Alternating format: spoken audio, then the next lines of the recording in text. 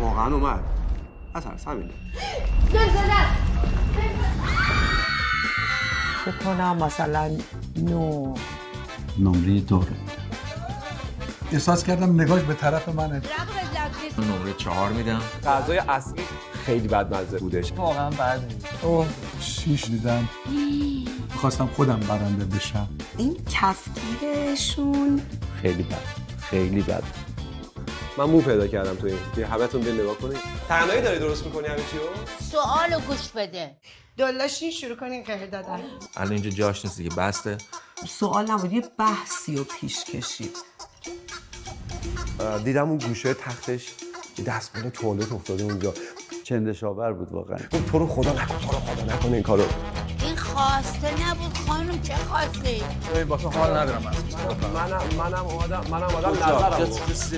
روزه صغرا کبرا خون. ببین تو قصدش اینه که بیاد ببره. وایب شبو خراب کرد به نظر. آخه رو چه حساب اسمشو میذاری کثیف؟ من گیج شدم. نمیدونم چیکار کنم.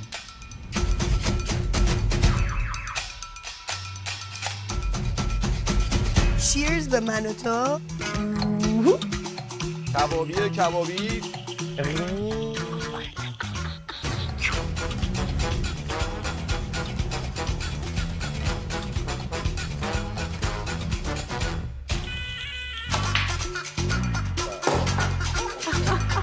مهدی فکر میکنم امشب ما رو ببره مکدونالد. سغرال به دادم برسه.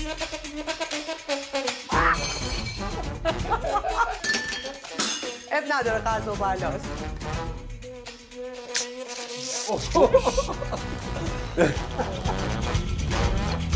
بفرمایید شام من و تو. برنده مسابقه بفرمایید شام ما. نمیشه همه ببرن.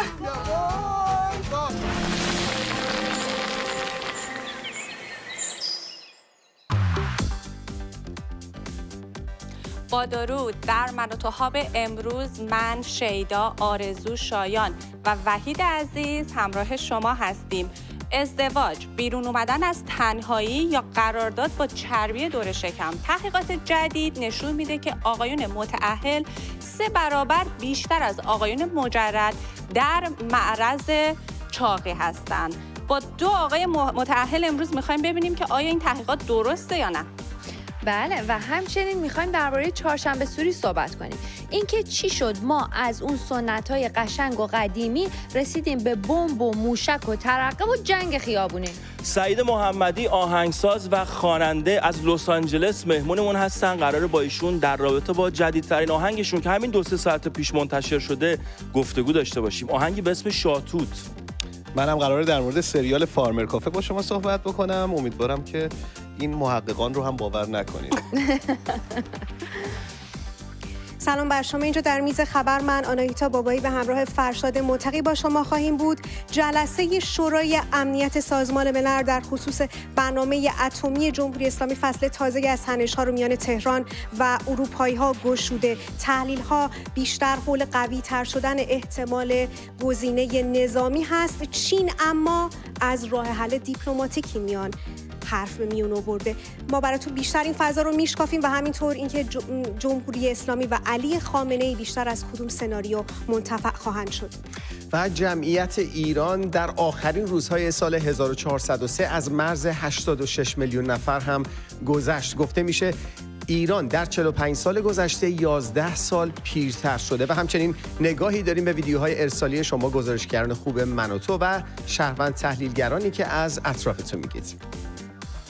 خانم ها آقایان، با نهی دیروز خامنه‌ای به مذاکره فقط یک گزینه روی میز مانده. دست کم حالا گزینه جنگ. امروز اینجا هستیم با علی حمید تا حرف و حس شما رو بشنویم در این گذرگاه بسیار سخت پیش روی مملکت ما.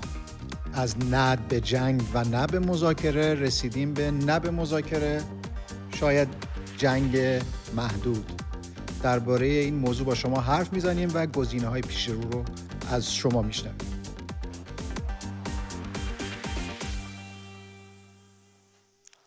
به به آقا وحید، حالتون چطوره؟ خیلی خوشحالم که خدمت شما عزیزان هستم. دیگه رفت شب یلدا اینجا اومد دیگه رفتی پشت ما دیگه لهجه‌تون هم کلید کردین رو دیگه تمومه. اصفهانا. دیگه بینندگان عزیز صدا و تصویر ما رو از شبکه زاینده رود میشنن.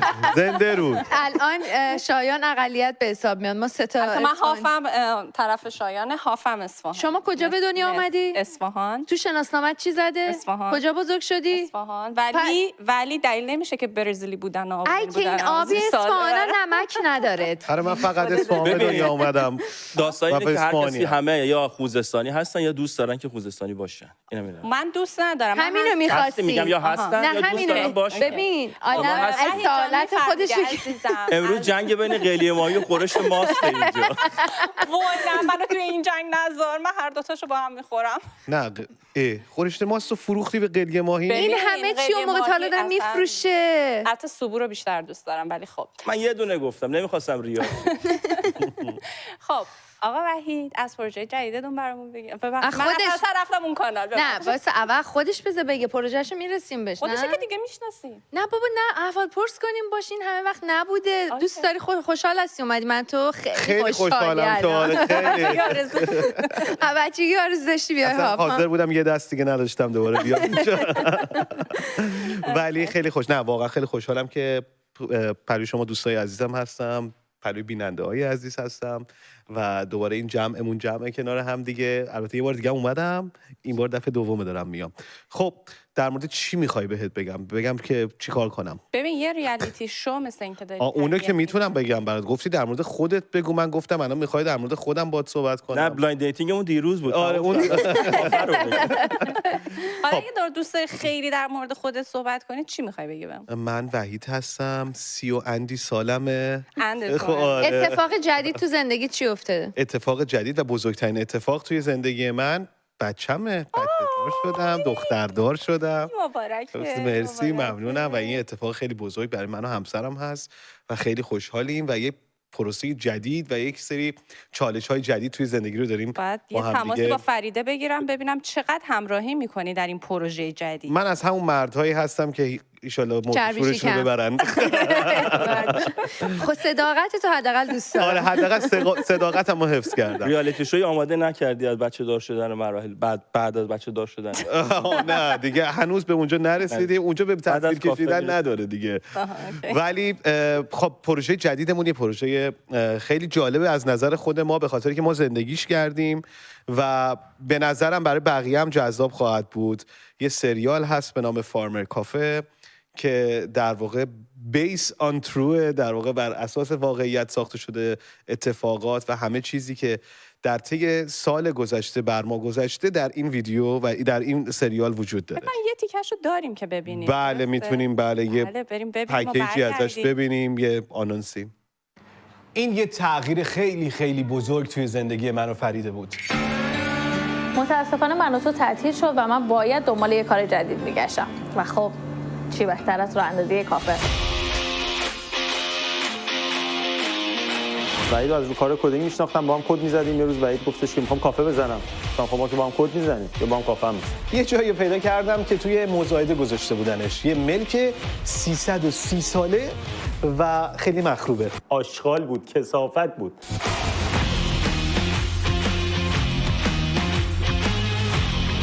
فریده گفت یه خبر جدید برات دارم. گفتم چیه؟ گفت باردار بودم.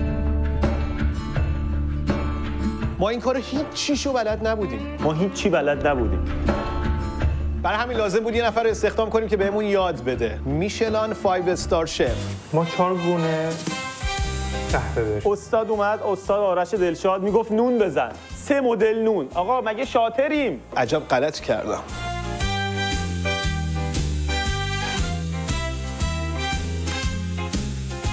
خیلی اتفاقات باحال اینجا میفته، هم جذاب، هم اکشن، هم خنده‌دار، هم تراژدی و این مسیر یک مسیر بی‌نظیر دیدنی. In Warren Street of London's heart, Farmer Cafe stands, a work of art. آقا وحید چی شد اصلا تصمیم گرفتی این همچین چیزی درست کنی؟ از روز... یه سوال واسه کار کم داشتین پروسه این درست کردن کافه که یه کار دیگه هم اضافه کردین؟ اصلا خیلی عجیبم بود، یعنی از روز اول که تصمیم گرفتیم این کار رو انجام بدیم هیچکی گردنش هم نمیگرفت، ولی تصمیم گرفتیم بابتش هزینه کنیم، هزینه کردیم. چیکار کردی؟ پول خرج کردیم. میگم ها کدو کوله دنیا موقع است کدو کوله نگفتین. داشتی چه هزینه؟ نه خب تیم فیلمبرداری همراهمون بود همیشه، خب دوربینای مختلفی نصب شد توی محل کافه. خب این کافه خب لوکیشن اصلی این سریال هستش و اتفاقات خیلی جالبی توی این کافه صورت میگیره و خب اینا رو در واقع پیش بینی کردیم از روز اول که می‌خوایم این کارو بکنیم، ولی اکثر اتفاقاتی که افتاد خب همه چیزا واقعیه، یعنی چیزی نیست ما این تو ساخته باشیم. اتفاقات جالبی افتاد. نمیخوام بگم چالش‌های عجیب غریبیه، ولی یه زندگیه که دیدنش خالی از لطف نیست. برای خیلی‌ها سواله که چه اتفاقی توی زندگی یه نفر میفته بعد از اینکه بچه دار میشه، یعنی اون واقعیت بچه دار شدن رو میبینین، اون واقعیت از دست دادن شغل رو میبینین، اون واقعیت عاشق شدن رو تو این سریال میبینین. خب همه چیز بر اساس ایناست و اون چالش هایی که ما عبور کردیم. میگم برای تماشاش نیاز به فکر کردن ندارین. خب وحید جون، میدونیم که از من و تو قراره این ریالیتی شوی شما پخش بشه. از کی قراره که ما این برنامه شما رو ببینیم؟ و از هر چه سریعتر دیگه تقریبا ما آماده شدیم. 3-4 قسمت آماده پخش هستش و ما بقیه قسمت هم که در طی این مدتی که هفته به هفته پخش میشه در واقع پس قراره هفتگی برامون برنامه با تصمیم مدیریت محترم خواهد بود. شاید خواستم 2 تا در هفته، 3 تا در هفته. چند قسمت کلا؟ 7 قسمت. چند دقیقه‌ای هر قسمت؟ هر قسمت حدوداً 20 تا 25 دقیقه هستش. آره خیلی هم طولانی. من اون ویدیوهایی که دیگه انگار همه چی اینقدر سریع و کوتاه شده، دیگه من خودم ویدیوهایی که میبینم بیشتر از 1 ساعت یا 1 ساعت و نیم اصلا نگاه نمی‌کنم. یه چیز جالبی که توی این داستان هستش اینه که خب کاراکترهای مختلفی توی این داستان هستن و این کاراکترها داستان‌های خودشون رو دارن و شما میگم درگیر فقط یک داستان نیستید. داستان‌های مختلفی هست که میتونه این ریتم رو براتون تندتر کنه که خسته نشید. حالا اگه بخوای بگی که مثلا اینجا سخت‌ترین کاری که باید انجام میدادی، بزرگترین چالشت چی بوده، چی میگی؟ بزرگترین چالش هم این که هم به خانواده‌ام برسم، هم پدر همین الان باشم. گفتی از اون پدر یه چیزی گفتی خودت. مرد شورشون رو ببرن. آره ولی نه خیلی این بزرگترین چالشه. یعنی یکی از داستان‌های ما توی این سریال هم همینه که این به تصویر کشیده شده و این یکی بزرگترین چالش، انتخاب بین کار، منزل، درآمد، زندگی و همه این چیزا. و پدرها به نظر من کار سختی میکنن که بتونن خانواده‌شون رو راضی نگه دارن در کنار فداکاری که مادرها انجام میدن. بله مسلماً که این یه کار گروهیه در واقع، یعنی هر 2 تا طرف باید یه گوشش رو بگیرن. ما دوباره برمیگردیم ولی الان میریم همراه آناهیتا و فرشاد عزیز. ببخشید منم اینجا میدونی اینجا صندلی تیناست، منم هیچ کاری نمی‌کنم. علی همدانی و علی حمید عزیز. چقدر کار سختی رو به ما میسپارن وقتی که از اون حال خوب شما رو میارن اینجا که بهتون بگیم رسیدیم به اون تنها گزینه‌ای که نمیخواستیم بهش برسیم، اون گزینه‌ای که همیشه روی میز بود. هفته پیش دونالد ترامپ در جریان گفتگوهای مطبوعاتی گفت که جمهوری اسلامی تنها 2 گزینه داره، یا توافق و مذاکره یا گزینه نظامی. خامنه‌ای در طول 2 هفته گذشته گفت دست کم چندین بار که نمیخواد مذاکره بکنه. ترامپ گفت براش نامه فرستاده، نامه‌ای که گم و گور شده بود تا دیروز رسید تهران. خامنه‌ای سخنرانی کرد، گفت مذاکره نمی‌کنم، اگرم جنگ بکنید باهاتون می‌جنگم. تهدید میکنه آمریکا به نظامیگری. این تهدید به نظر من غیر عاقلانه است. یعنی جنگ، ایجاد جنگ، ضربه وارد کردن یک طرفه نیست. ایران قادر به زدن ضربه متقابل هست و قطعاً این ضربه رو وارد خواهد کرد.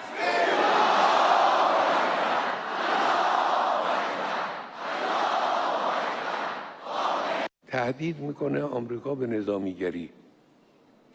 این تهدید به نظر من غیر عاقلانه است.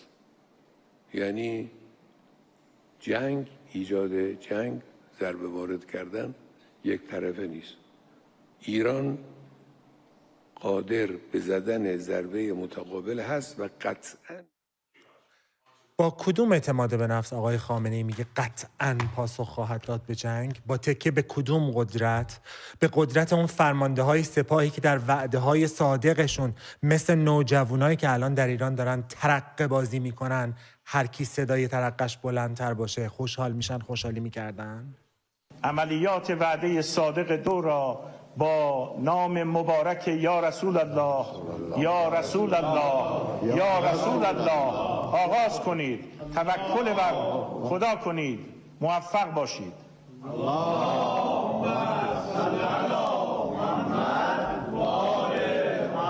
ماشاء الله لا حول ولا قوة الا بالله. خیلی ماشاءالله داره. عملیات وعده صادق دو را با نام مبارک یا رسول الله یا رسول الله یا رسول الله آغاز کنید.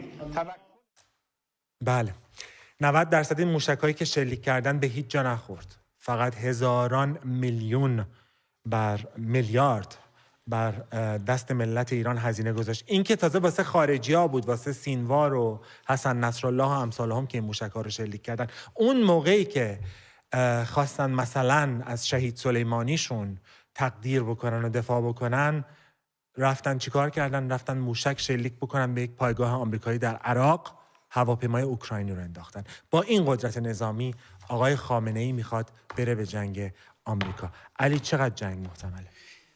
ببین، حالا من به اندازه تو انقدر مطمئن نمیگم، ولی خب هیچ وقت ایران در آستانه انقدر به یک حمله نظامی خارجی نزدیک نبوده. خیلی جدی مسئله و به هر حال واکنش‌های خود خامنه‌ای و جمهوری اسلامی نشون میده که خیلی نزدیک میبیننش، ولی قطعی این که بگی قطعیه نمیشه گفت. آخه چه گزینه دیگه رو به روی خامنه‌ای؟ مذاکرات پشت درهای بسته و ما مذاکرات پنهانی رو نمیدونیم، پیام‌هایی که اینها دارن به هم میدن چه امتیازایی قرار بدن، ولی من از حرفای دیروز خامنه‌ای این برداشت رو کردم که مثل خیلیای دیگه فکر کنم، اینکه جمهوری اسلامی پیش خودش در واقع این حمله نظامی و ضربه به تأسیسات اتمی رو قطعی میدونه و خودش رو آماده اون کرده و اون رو پذیرفته جوری که دارن حرف میزنن.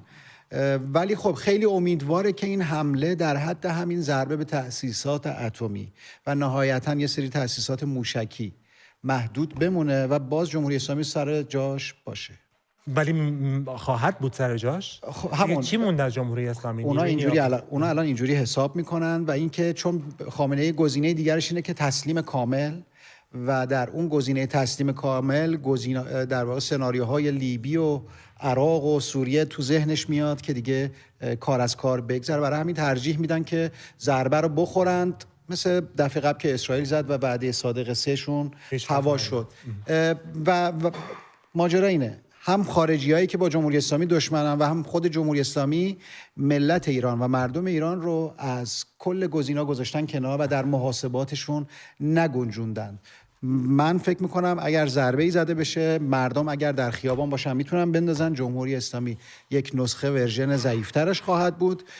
اگر هم تسلیم بشه که باز هم این امکان وجود داره که مردم در واقع یک قیام بکنن. مردم از همه این گزینه‌ها، از همه این بحث‌ها حذف شدن، اما از اینجا حذف نشدن. برای همین ما موضوع برنامه رو این گذاشتیم، جنگ. حس شما لطفاً تماس بگیرید و صحبت بکنید، حستون رو بگید و اینکه به نظر شما آینده چه خواهد شد. میریم سراغ میز خبر که اتفاقا قرار است مفصلا به این آخرین گزینه روی میز بپردازن. بله دوستان، در سمت دیگه اشاره کردند به نامه دونالد ترامپ به رهبر جمهوری اسلامی. بقایی سخنگوی وزارت خارجه جمهوری اسلامی خبری هست که دقایق پیش منتشر شد، گفته بوده که اظهار نظر در مورد نامه ایالات متحده بعد از تکمیل بررسی‌ها انجام میشه و سخنگوی دستگاه خارجه جمهوری اسلامی تایید کرد که دیروز نامه دونالد ترامپ و اینا بهشون واصل شده. اما همونطور که ابتدای برنامه هم عرض کردم، جلسه شورای امنیت سازمان ملل هم میشه گفت فصل نوعی از تنش‌ها رو میان جمهوری اسلامی و غربی ها گشوده از لحن تندی که در بیانیه ایالات متحده بود از رفتار گستاخانه جمهوری اسلامی گفته شده بود تا جمهوری اسلامی که سفرای 3 کشور اروپایی برجامی رو احضار کرد امروز و بررسی خواهیم کرد که جمهوری اسلامی مشخصا رهبر جمهوری اسلامی در ذهنش کدوم ایده از همه قوی تر هست و مواردی هست که در طول برنامه ما سعی می‌کنیم که بیشتر بشکافیم برای بینندگانمون. بله و پوتین لحظاتی پیش اعلام کرده که با پیشنهاد آتش بس 30 روزه آمریکا به صورت مشروط موافقت کرده. پیش از اون تاس خبرگزاری روسیه گزارش داد که هواپیمای حامل استیو ویتکوف فرستاده ویژه دونالد ترامپ وارد مرز هوایی روسیه شده. ویتکوف که به طور رسمی فرستاده ویژه رئیس جمهور آمریکا در امور خاورمیانه است برای مذاکرات در راستای توقف جنگ در اوکراین عازم مسکو شده. در سوی دیگه وزارت خارجه روسیه هشدار داد در برابر حضور نیروهای خارجی در اوکراین با تمامی ابزارهای موجود پاسخ خواهد داد. ماریا زاخارووا سخنگوی این وزارتخانه گفته این اقدام به عنوان دخالت مستقیم در درگیری تلقی خواهد شد و روسیه در صورت تلاش هر کشوری برای اعزام نیروهاش به اوکراین اقدامات مناسبی رو اتخاذ خواهد کرد. رهبران اروپایی به عنوان بخشی از تلاش‌ها برای تضمین امنیت اوکراین پس از هر توافق صلح احتمالی پیشنهاد دادند که یک نیروی حافظ صلح به این کشور اعزام بشه. آمریکا اعزام نیروهای زمینی رو رد کرده، اما بریتانیا و فرانسه در میان کشورهای اروپایی هستند که این احتمال رو بررسی می‌کنند. دیدبان حقوق بشر سوریه مستقر در بریتانیا اعلام کرده که ساختمان هدف قرار گرفته در منطقه دمر در شمال غربی دمشق واقع شده و محل سکونت ببخشید من مثل این که دارم ادامه خبر رو میکنم اما به ایزه خواهیم رفت که در پی فراخوان برای مراسم یاد بوده اول کورکور در ایزه جو شدید امنیتی در شهر حاکم هست. مسیرهای منتهی به زادگاه حمیدیه اول کورکور توسط ماموران امنیتی مسدود شده و عبور اهالی روستا فقط با ارائه کارت شناسایی امکان پذیره. پیشتر هم گزارش شده بود نهادهای امنیتی جمهوری اسلامی بر خانواده آقای کورکور فشار زیادی برای برگزاری مراسم او وارد کردند و چند شرط برای اونها گذاشته شده بود تا اجازه بدن که مراسم برگزار بشه. این در حالیه که همچنان حکومت از تحویل پیکر این جوان به خانواده‌اش خودداری میکنه و تلاش خانواده آقای کورکور برای گرفتن پیکر بیجان فرزندشون با تهدید نیروهای امنیتی به بازداشت خانواده‌اش منتهی شده. بر خبری که شما رفتید سرش، هواپیماهای اسرائیل یک ساختمان مسکونی رو در منطقه پروژه دمر دمشق پایتخت سوریه هدف قرار دادن و ارتش اسرائیل اعلام کرده که این ساختمان یک ستاد تروریستی وابسته به سازمان جهاد اسلامی فلسطین بوده که از اونجا عملیات این گروه برنامه‌ریزی و مدیریت می‌شده. بر اساس گزارش‌های منتشر شده هدف این حمله زیاد نخاله دبیر کل جهاد اسلامی بوده. اسماعیل سندک یکی از اعضای این گروه به خبرگزاری اسوسییتد پرس گفته که این آپارتمان خانه زیاد نخاله است که سالها خالی بوده و نخاله در سوریه اصلا حضور نداره. این در پاسخ به پرسشی درباره تلفات این حمله این مقام تاکید کرده که منزل خالی بوده.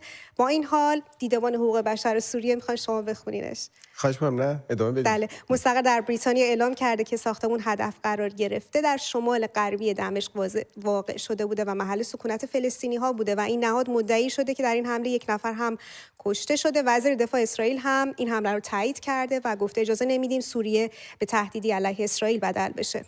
بله و رضا ولیزاده روزنامه‌نگار و خبرنگار ایرانی آمریکایی پس از 6 روز به اعتصاب غذای خودش پایان داده. محمد رضا ولیزاده برادر او این خبر رو در صفحه شخصی خودش در اینستاگرام منتشر کرده. به گفته او مادرشون بعد از اطلاع از اعتصاب غذای رضا ولیزاده خودش هم از خوردن غذا امتناع کرده بوده. وخامت شدید وضعیت جسمی و روحی مادر و نگرانی از تشدید ضعف حرکتی و جسمی او باعث شده که خانواده از رضا ولیزاده بخوان که به اعتصاب غذای خودش پایان بده. این خبرنگار پیشین رادیو فردا از 6 روز قبل در اعتراض به عدم بررسی کامل پروندهش در جلسات دادگاه و روند بازجویی‌های پیش از اون اعتصاب غذای تر رو آغاز کرده بوده.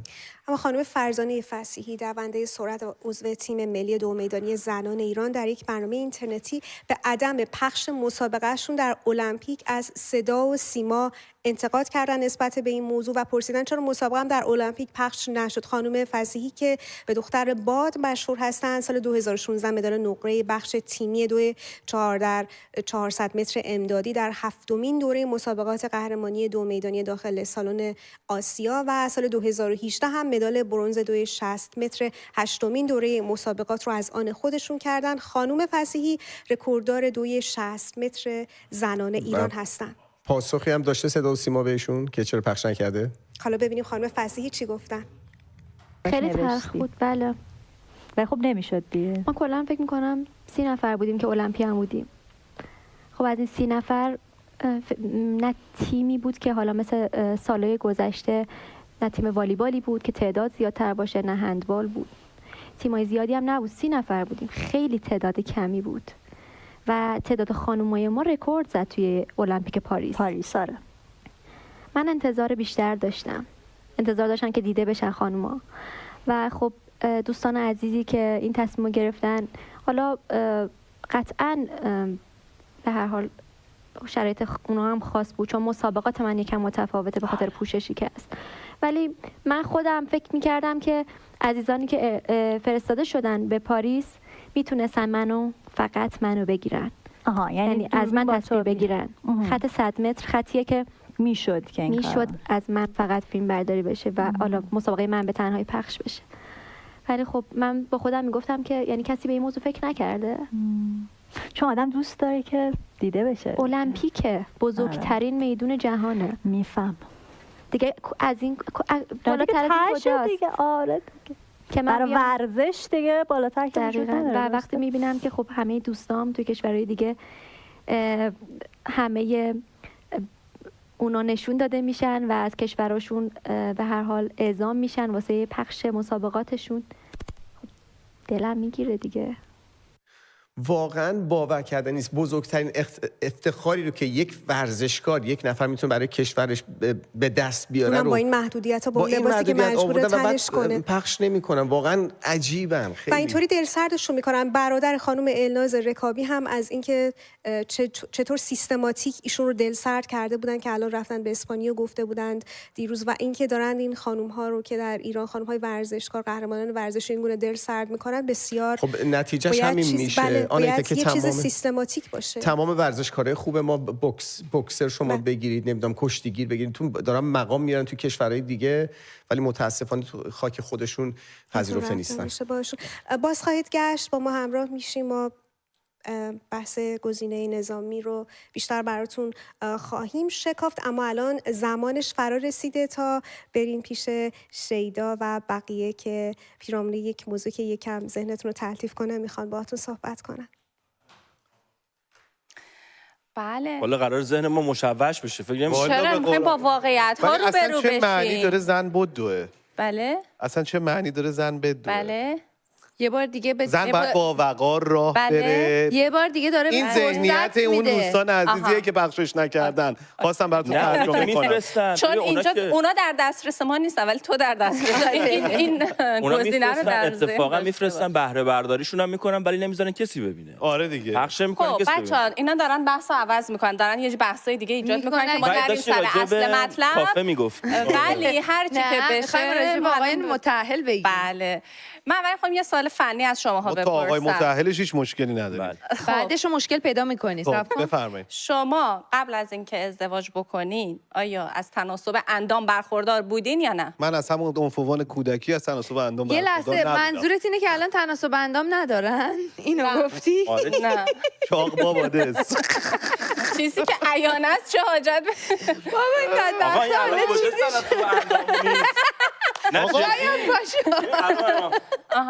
این لباس گشاد پوشیده. آقا بتل اومدید دیسمون کنید. بچه‌ها بذارید من یه توضیح بدم.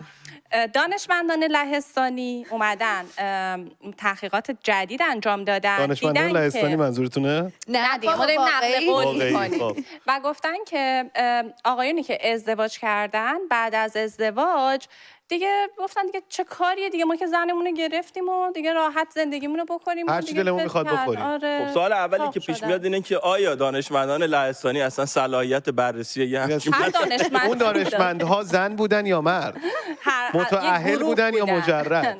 اینا ولی خب حالا یه چیزی من بگم، این حالا به نکته شاید خوبی اشاره کرد. من فکر کنم تو هر کشوری متفاوته، شاید تو لهستان هم مثلا اینطوریه، ولی دانشمندان شهستانی بودن میتونن نمونه های انتخابیشون رو از جاهای مختلف این میدونی جامعه آماریش مال کجا بوده مثلا از تو خود فقط خب همین دیگه ما نمیدونیم اینو.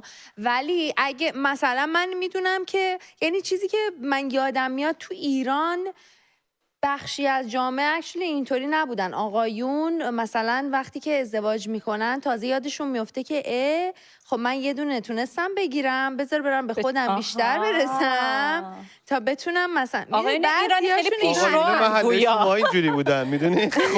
آقایون من که موردی ندیدم. نه یه واقعیتی نه من دیدم. یه واقعیت دلایل متعددی هست. من این تحقیق رو خوندم، میدونم چه دلایلی وجود داره. یکی از دلایلش بخش اینه که اون انسان ها به یک در واقع امنیت روانی و اجتماعی میرسن که در واقع باعث میشه که گوش بشه به تنشون.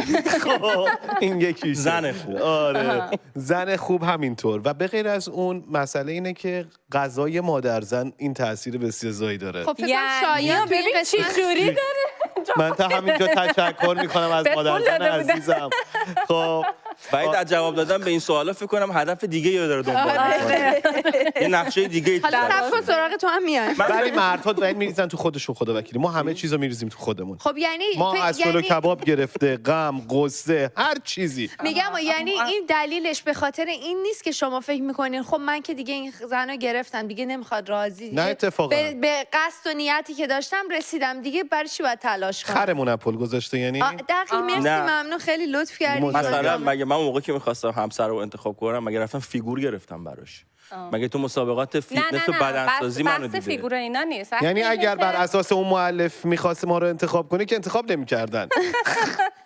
یعنی پس تو قبل ازدواجم همین بوده فیتنس؟ نه من همین نبودم. من یک مدادی بودم در قبل ازدواج. بقیه‌اشو نمیخواد ادامه بده. خب در واقع همون مداد هم قابل پذیرش و انتخاب کردن نبوده. خب بذار بریم سراغ شایان. شایان شما چی نظرت؟ ببین خب دغدغه ها عوض میشه وقتی که زندگی جدی‌تر شروع میشه.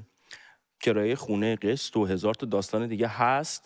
سن تاثیر داره. وقتی آدم سنش میره بالاتر فرم بدنش یواش یواش تغییر میکنه. هر چی میخوری جذب جونت میشه. اینا هست دیگه. و من مثلا واقعا نمیفهمم کسایی که 5-6 صبح پا میشن میرن میدوئن و اصلا درک نمیکنن. اینا توی چه دنیای قشنگی دارن که با چه انگیزه‌ای پا میشن میرن میدوئن. من همیشه کنارشون رد از این آدما بدم میاد چون به من احساس کم بودن میدن. من دوست دارم اینجوری زندگی کنم. دوست دارم ولی نمیتونم. من احساس عذاب وجدان میگیرم این آدما رو میبینم. ولی کم بودن به آدم میدن. فرق نمیکنه چه حالا خانم‌ها آقایون. تو این تحقیقات نوشته بود که این شامل حال خانم‌ها هم میشه ولی نسبتشون به مردا خیلی کمتره. حالا دید من به ازدواج اینه که یه مسیری هست که حالا قراره 2 نفر با هم این مسیر رو نه طی بکنن. قرار نیست خودمون یادمون بره. میدونید خودمون رو نباید یادمون بره و همش به اون فکر بکنیم. ما باید حالا جدایی از این که چاقی برای سلامتی ولا مضر نیست اینا کاری نداریم، حواسمون به خودمون باشه که ما بتونیم پارتنر خوبی در درجه اول برای اون خانواده‌ای که تشکیل دادیم باشه. مثلا شما که الان فرزند دارین اینا بالا سر فرزندتون باشین، حواستون به سلامتی. الان اینجا چیکار می‌کنی؟ نه اینجا که نه. ما الان باشگاه ثبت نام کردیم به تازگی. ولی فقط ثبت نام کردیم. نه رفتیم باشگاه، اومدن ازمون آزمون گرفتن که مثلا ببینن سن بیولوژیک ما چقدره. خب من 47 سالمه. چند سالته تو واقعیت؟ تو واقعیت 35 سالمه. چی؟ من فکر کنم 37 سال. چرا 67 میشه 36 دیگه؟ حالا بذار یه سالم این وسط یه قری بدیم. ما دیماه 67 هر دو. آره ما هر دو دیماه 67. بعد فرید 50 سالش بود. خب و جالبه که خب ایشون زایمان کرده. منم کردم. نه خب بعد از زایمانش ایشون رفته تست داده و خب وقت نکردیم ورزش کنیم، در صورتی که فرید خیلی آدم ورزشکاریه، خیلی مثلا همیشه میره اون آدم است که میدوه. جالب. خب با فرید دیگه حرف نزنیم. ولی چیزی که توی زندگی مهمه پذیرش همدیگه، پذیرش دو طرفه است که ما چی هستیم و این چه چیزی برای ما خوبه. شاید لاغرش بودن برای یک خانواده خوب نباشه، شاید خوب نباشه اصلا. واقعا اصلا شاید این همه تبلیغی که میشه برای اینکه چاق بده، مثلا چاقی و اینا، من آرامش روانی بیشتری با کله پاچه دارم. تبلیغ دیگه نیست دیگه. وقتی که شما چاق باشی، رگات بگیره، مثلا خدای نکرده سکته بکنی، دیگه تبلیغ نیست. ببین اعلام کردن 2-3% دست خداست، ما وسیله ایم. آخه نه، من بذارین یه چیزی اینجا بگم، اینه که من بعضیا میخوام بگم که توی فضای مجازی و اون فشارهایی که برای استانداردهای زیبایی روی آدم‌ها فرقی نمیکنه، چه خانوما چه آقایون میذارن، این درست نیست. بعضی موقع‌ها آدم‌ها توی شرایطی هستن که حالا اضافه وزن دارن و به قول آرزو امکان داره که کبد چرب داشته باشن، نمیدونم رگشون بگه. در اون مرزها من میخوام بگم که اگر یک کسی برداشت کرد از حرفت که ما کبد چرب داریم. آره من اینو نگفتم. نه خب من بیماری که مربوط به چاقیه، خب کبد چرب درست بشه. ما تهش آخرش من کلا 20% فت اضافی داشتم، اونم همش همین دورم انبار شده. چند درصد؟ 20%. تو اینو 20% می‌بینی؟ آره این 20% به قرآن. به خدا خوب غذا خوردم، غذای خوب خوردم، غذا بد نبوده. من کلا میخوام بگم در هر سایز اندازه‌ای که هستیم با خودمون رو دوست داشته باشیم. یعنی این حالا من یکم با اینجا میتونم مخالفت کنم. آره تو هر سایز و اندازه‌ای هستیم باید خودمون رو دوست داشته باشیم، ولی یه سایز و اندازه‌ای هست که یه سری آدما روی همین حسابی که خودم رو دوست داشته باشم، یارو مثلا میشه 250 کیلو و برای سلامتش خوب نیست این موضوع. و مثلا حالا نه گوش بده، یکی هستش که مشکل تیروئید داره، یکی هستش که مشکل مثلا چی بهش میگن ارثی قضیه، این دیابت این چیزا رو بذاریم کنار. ولی بعضیا هستن که چاقیشون واقعا واسه پرخوریه و اونو اگه بهش بگی که خودتو با این وزنی که اونایی که بهشون میگن اوبیس رو منظورم هستش که به خاطر پرخوری مثلا اونطوری شده. ولی اگه به اون بگی که مثلا اوکی باش با این برای سلامت خودش ضرر داره. ببین من میگم که احساس شرم نباید نه شرم رو نمیگم، چون که به خاطر اینکه بعد انقدر فشار استاندارد زیبایی روی آدم‌ها زیاده و من چون حالا یه زمانی با آدم‌هایی که مشکل چاقی داشتن خیلی در ارتباط بودم و میدونم که چه رنجی از این اونا هم دوست ندارن و خب هر کسی دوست داره که سلامت‌تر زندگی بکنه، ولی اون حس شرم رو نباید داشته باشی. اگر احساس می‌کنیم که بعد یه جوری کمک خودمون بکنیم می‌خوایم اون در کل مسائل فرهنگی هم هست میونه صحبتتون و بچه‌ها، مسائل فرهنگی هم هست. مثلا مثال بهتون بگم، از قدیم گفتن توی ایران شکم سرمایه مرده. ما اینو شکم ما اینو والا تالا نه به قرآن بوی عرق مرد، نمیدونم بوی جوراب شکم، اینا جزء مرزبانده. آقا ما به عنوان من به نمایندگی جامعه اصفهان ایشون رو گردن نمیگیرم. ولی توی چین واقعا این موضوع هست، چون آقایونی که شکمشون گنده تره لباساشون رو نیم تنه میپوشن که شکمشون پیدا باشه که نشونه عیون بوده. حالا نرن اینو کات بزنن بچسبونن بگن به جای ایران گفته، چون از این کارا زیاد میکنن. ولی چون من اینو توی مستند دیدم دارم میگم. یه مسئله خنک کردنش به بدن هم هست دیگه، نگرش میدارن بیرون که خنک شه. ولی در کل چاق بودن اشل اندازه گیریش دست خود اون آدم است. و دانشمندان لهستانی اگه میومدن توی استودیو من شما الان خودتون چاق میدونید نه؟ ما الان میریم یه نفس میگیریم، یه استراحت کوتاهی میکنیم و با بقیه من و توها برمیگردیم.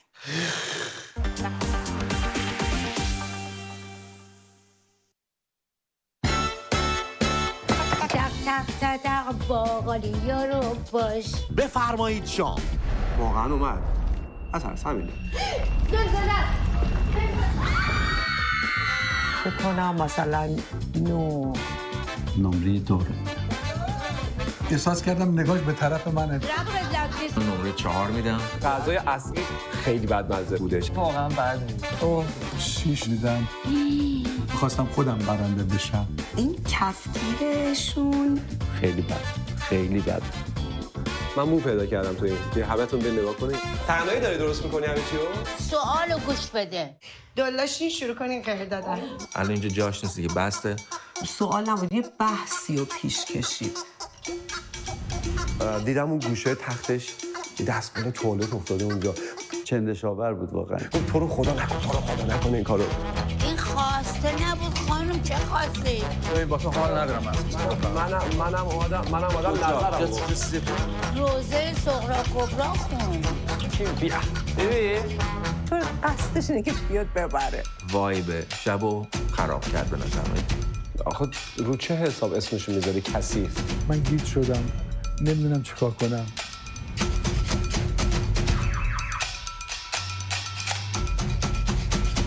چیرز به من و تو.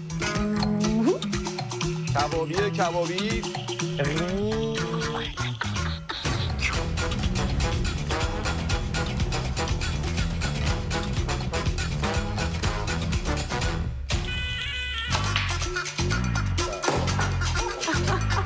مهدی فکر میکنم امشب ما رو ببره مکدونالد. داغرول به دادم برسه.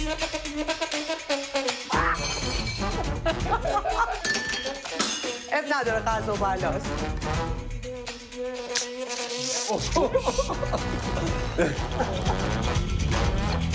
بفرمایید شام من و تو. برنده مسابقه بفرمایید شام ما. نمیشه همه ببرن. Okay, let's go.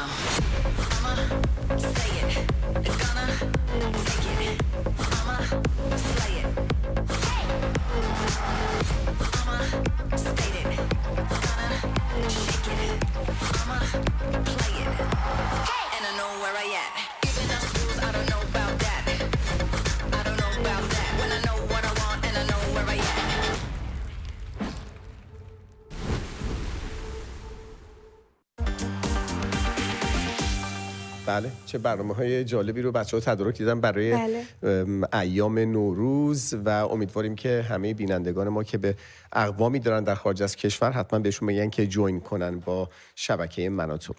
ایالات متحده امروز اعلام کرده که محسن پاکنژاد وزیر نفت دولت مسعود پزشکیان رو تحریم کرده. وزارت خزانداری آمریکا علاوه بر این اعلام کرده که چند کشتی از ناوگان ارواح که برای پنهانسازی فروش نفت ایران به کار میره رو تحریم کرده. طبق این بیانیه پاکنژاد بر صادرات $10 میلیارد نفت ایران نظارت داره و میلیاردها دلار نفت رو برای نیروهای مسلح جمهوری اسلامی تخصیص داده. وزارت خزانه‌داری همچنین مالکان و اپراتورهای کشتی‌هایی رو که نفت ایران رو به چین تحویل داده یا از مخازن اونجا بارگیری کردن تحریم کرده. وزارت خارجه آمریکا هم اعلام کرده که 3 نهاد 3 کشتی دیگر رو به عنوان اموال مسدود شده تحت تحریم قرار داده. حقیقت ما اگر به انسان‌ها، به خودمون، به نیروهای انسانی نگاه کنیم، نیازی به نفت و گاز و نمیدونم این چیزایی نداریم که اونا بخوام ما رو تحریم بکنن و باید ما مشکل پیدا بکنیم. مشکل زمانی پیدا میکنیم که فقط سرمایه‌مون رو باید بفروشیم و بعد بخوایم زندگی کنیم. هر ملتی وابسته به اون سرمایه‌ای باشه که با فروشش میخواد زندگی بکنه، یک روزی نه چندان دور نابود خواهد شد.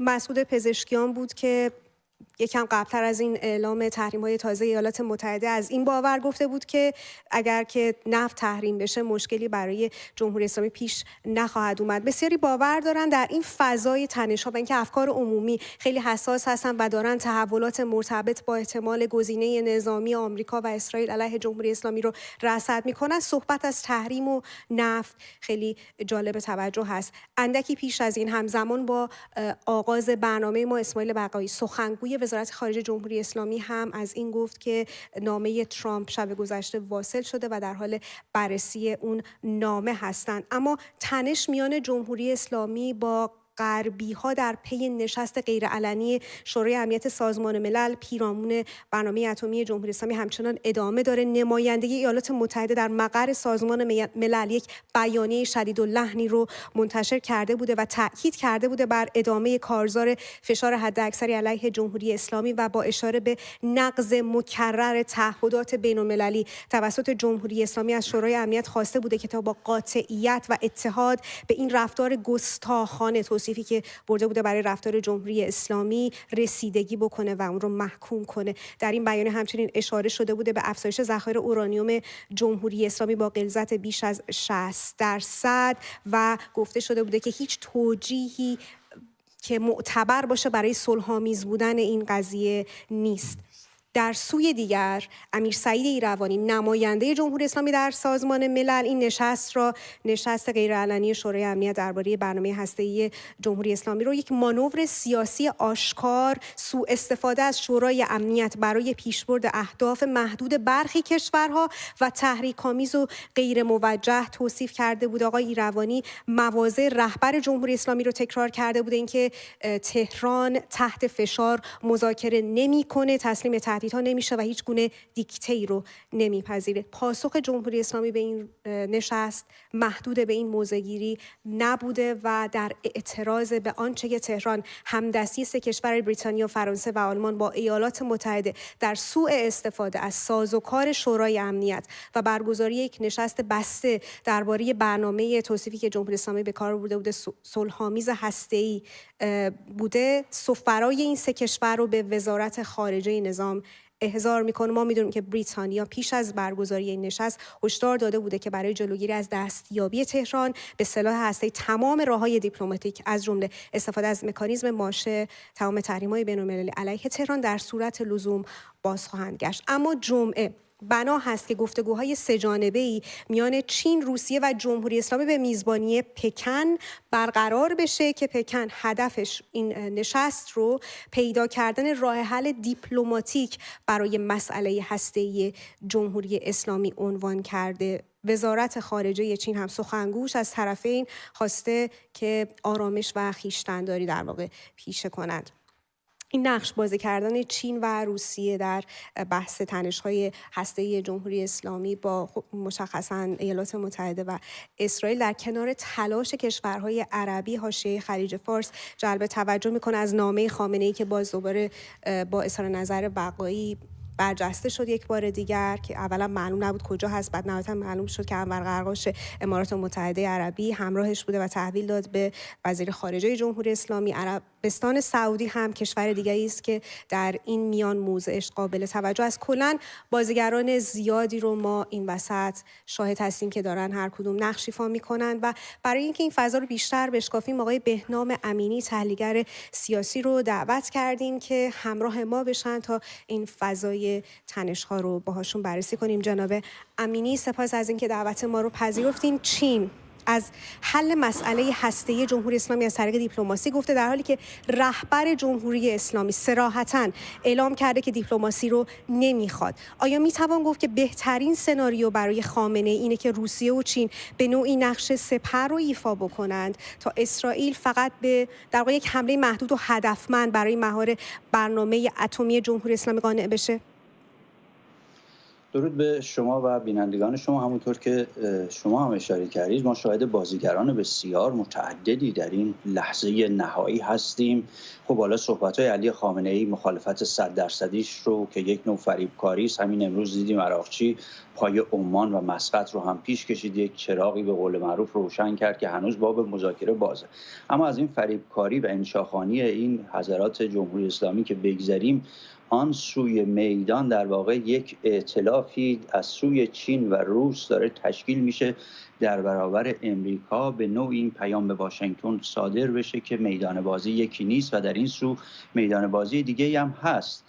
چینی ها در بحث تعرفه‌های تجاری و مسئله تایوان و روس ها در مورد اوکراین درگیر مذاکره با امریکا هستند. در عین حال توجه بکنیم چرا جمهوری اسلامی رو وارد این ائتلاف کردن. هر دوی این کشورها یعنی هم چین هم روسیه بر 3 اصل توافق دارن. یکی اینکه جمهوری اسلامی نباید هسته‌ای بشه، 2 اینکه جمهوری اسلامی نباید به سمت غرب بره و 3 اینکه جمهوری اسلامی تغییر رژیم در ایران نباید رخ بده. بنابراین در این لحظه نهایی برای 6 ماه آینده این نشست هدفش این هستش که گزینه نظامی رو تا جایی که اگر بتونن از روی میز امریکا و اسرائیل بردارن، در عین حال نقش اروپایی‌ها رو کمرنگ کنن، مکانیسم ماشه رو تا جایی که ممکن هست جلوش رو بگیرن. اما اگر موفق نشن و این برآورد در جمهوری اسلامی در سطوح بالای سیاسی و امنیتی به وجود بیاد که خب حالا اگر اسرائیل هم حمله هم بکنه، حمله محدود و منجر به تغییر رژیم نخواهد بود، هیچ اشکالی نداره. ممکنه حتی خود جمهوری اسلامی هم با این در جهاتی در اوج ناامیدی موافق باشه، چون این حمله محدود در نهایت میتونه چهره مظلومی از جمهوری اسلامی بسازه و چه تبلیغاتی بگیره به خودش و در عین حال در داخل کشور جنبش مردم ایران رو به بهانه‌های مختلف سرکوب بکنه. اما نکته اینجاست که این بازی پر ریسک است و ما نمیدونیم که آیا واقعا اسرائیل به حمله محدود قانع خواهد شد. گزارش‌های متعددی داریم حمله چند جانبه، چند وجهی خواهد بود.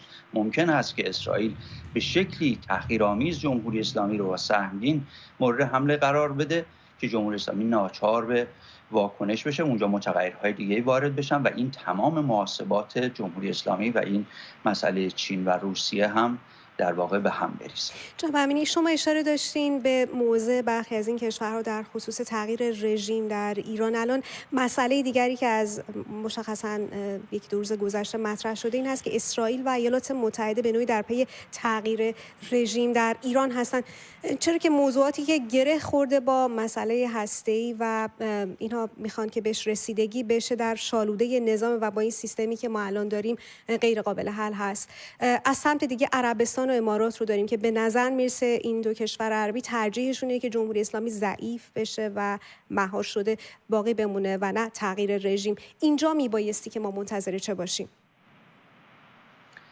واقعیت این استش که یک خاورمیانه امن با توازن قوای تثبیت شده موجود دلپسند کشورهای عربی به ویژه عربستان در راهبرد بلند امنیتی و اقتصادی شدند. در طول فقدان غیبت 4 دهه ایران در مناسبات سیاسی، تجاری و اقتصادی اونها تونستن به مرکز مبادلات تجاری، اقتصادی و حتی تصمیم‌گیری‌های منطقه‌ای و جهانی تبدیل بشن و این تغییر توازن طبیعتاً خوشایند اونها نخواهد بود. عرض کردم که در عین حال دو کشور روس و چین خواهان تغییر رژیم در ایران نیستن. همین دو کشور هم در این کشورهای عربی سرمایه‌گذاری‌های سنگینی دارن. اما اینجا یک مسئله دیگه هستش. در آن سوی میدان اسرائیل و امریکا نقش پررنگی رو بازی می‌کنن. من هنوز واقعا مطمئن نیستم که امریکایی‌ها در آنچنان که اسرائیلی‌ها جدی هستن در مسئله رژیم چنج جدی باشن، اما اگر این دو دیدگاه به هم نزدیک بشه، من فکر می‌کنم در دو موضوع، یعنی یکی پیمان ابراهیم و یکی سرمایه‌گذاری‌های سنگینی که امریکا و پیمان‌های امنیتی که با کشورهای عربی داره،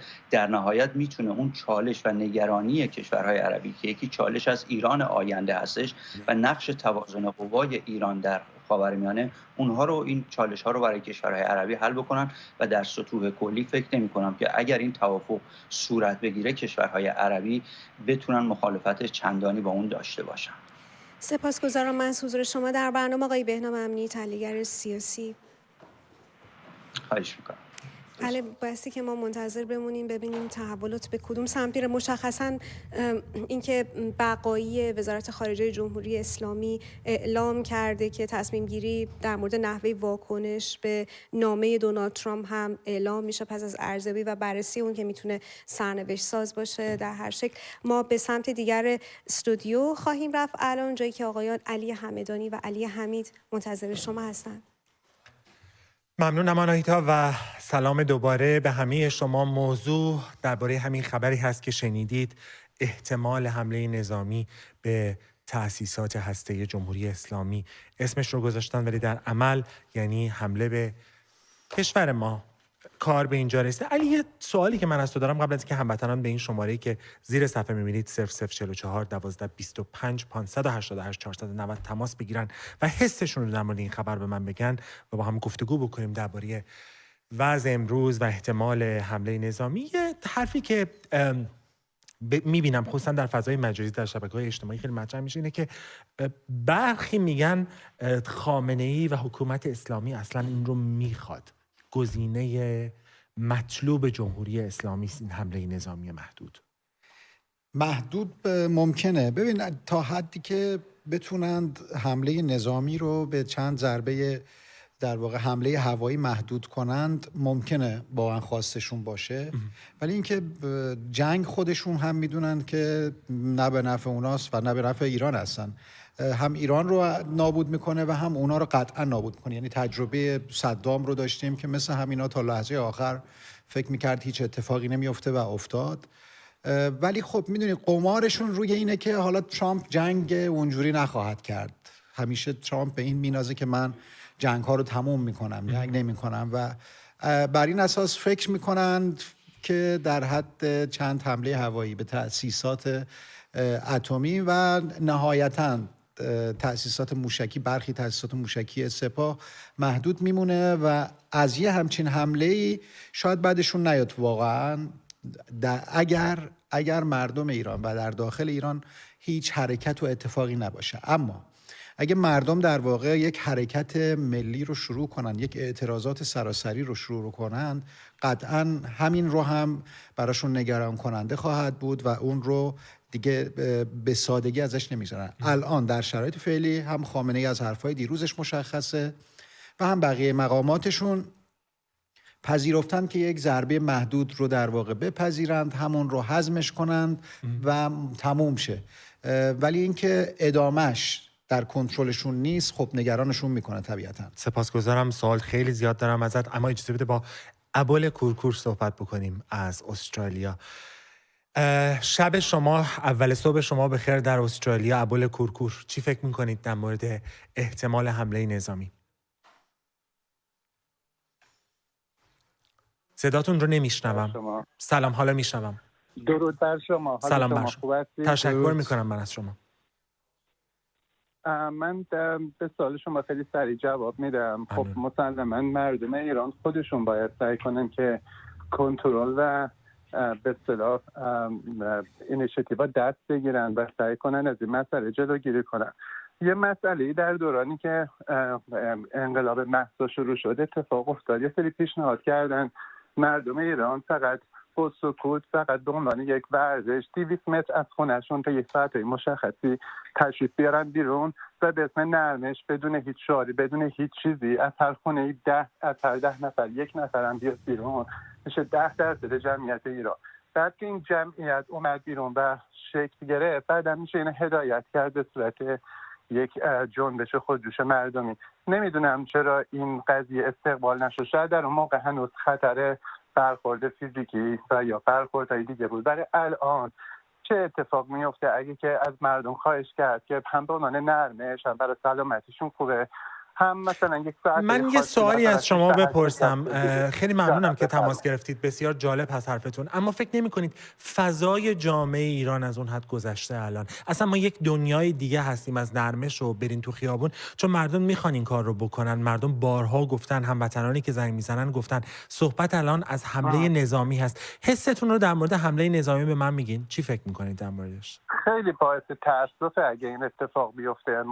خیلی ها از دوستان فکر میکنن این حمله ممکنه به براندازی یا تغییر رژیم منجر شه، ولی باید توجه داشت که حمله در هر صورتش به خاک ما چیز بدیه و هیچ معلوم نیست عواقب اون به کجا ختم بشه. من به خاطر همین پیشنهاد میکنم مردم از هر کاری میتونن استفاده کنن که این سیگنال بدن که خود مردم شاید بتونن کاری بکنن و این. تشکر میکنم از شما ابوال کورکور از استرالیا. سپاسگزارم. میخوام برم به تهران و با زهرا صحبت بکنم. زهرا جان شبت بخیر. چی فکر میکنید درباره حمله احتمالی نظامی به ایران؟ اصلا حست چیه وقتی خبرها رو میشنوی؟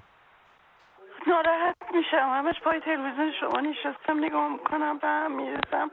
بالا به خدا آرزومه که همه بریم تو خیابون یه کاری بکنیم این از بیارم فقط ولمون کنن. از وقتمون کرده. چرا بغض داریم زهرا جان؟ به چی فکر میکنیم؟ بغض دارم از بدبختی که هیچی نمیتونیم بخوریم، هیچی نداریم. دست فروشم میرم تو خیابون شهرداری میاد جمع میکنه، لغت میزنه، پرتم میکنه این برام. زهرا جان گفتین دست فروشین؟ چون بله 70 سالم عزیزم. 70 سالتونه دست فروش؟ چون بله به خود 6 ماه به 6 ماه رنگ گوشت و مرغ نگیدم. خیلی خیلی ناتوانم، خیلی کارگر بودم، تو خونه ها کار میکردم، الان دیگه جون کارگری ندارم، مجبور شدم برم دست فروشی، خودم شهرداری نمیذاره. شهرداری نمیذاره؟ چی کار میکنه باهاتون؟ شهرداری میاد میگه جمع کنش خانم، جمع کن، از اینجا برو اونور، میرم اونور، دوباره میان سراغم.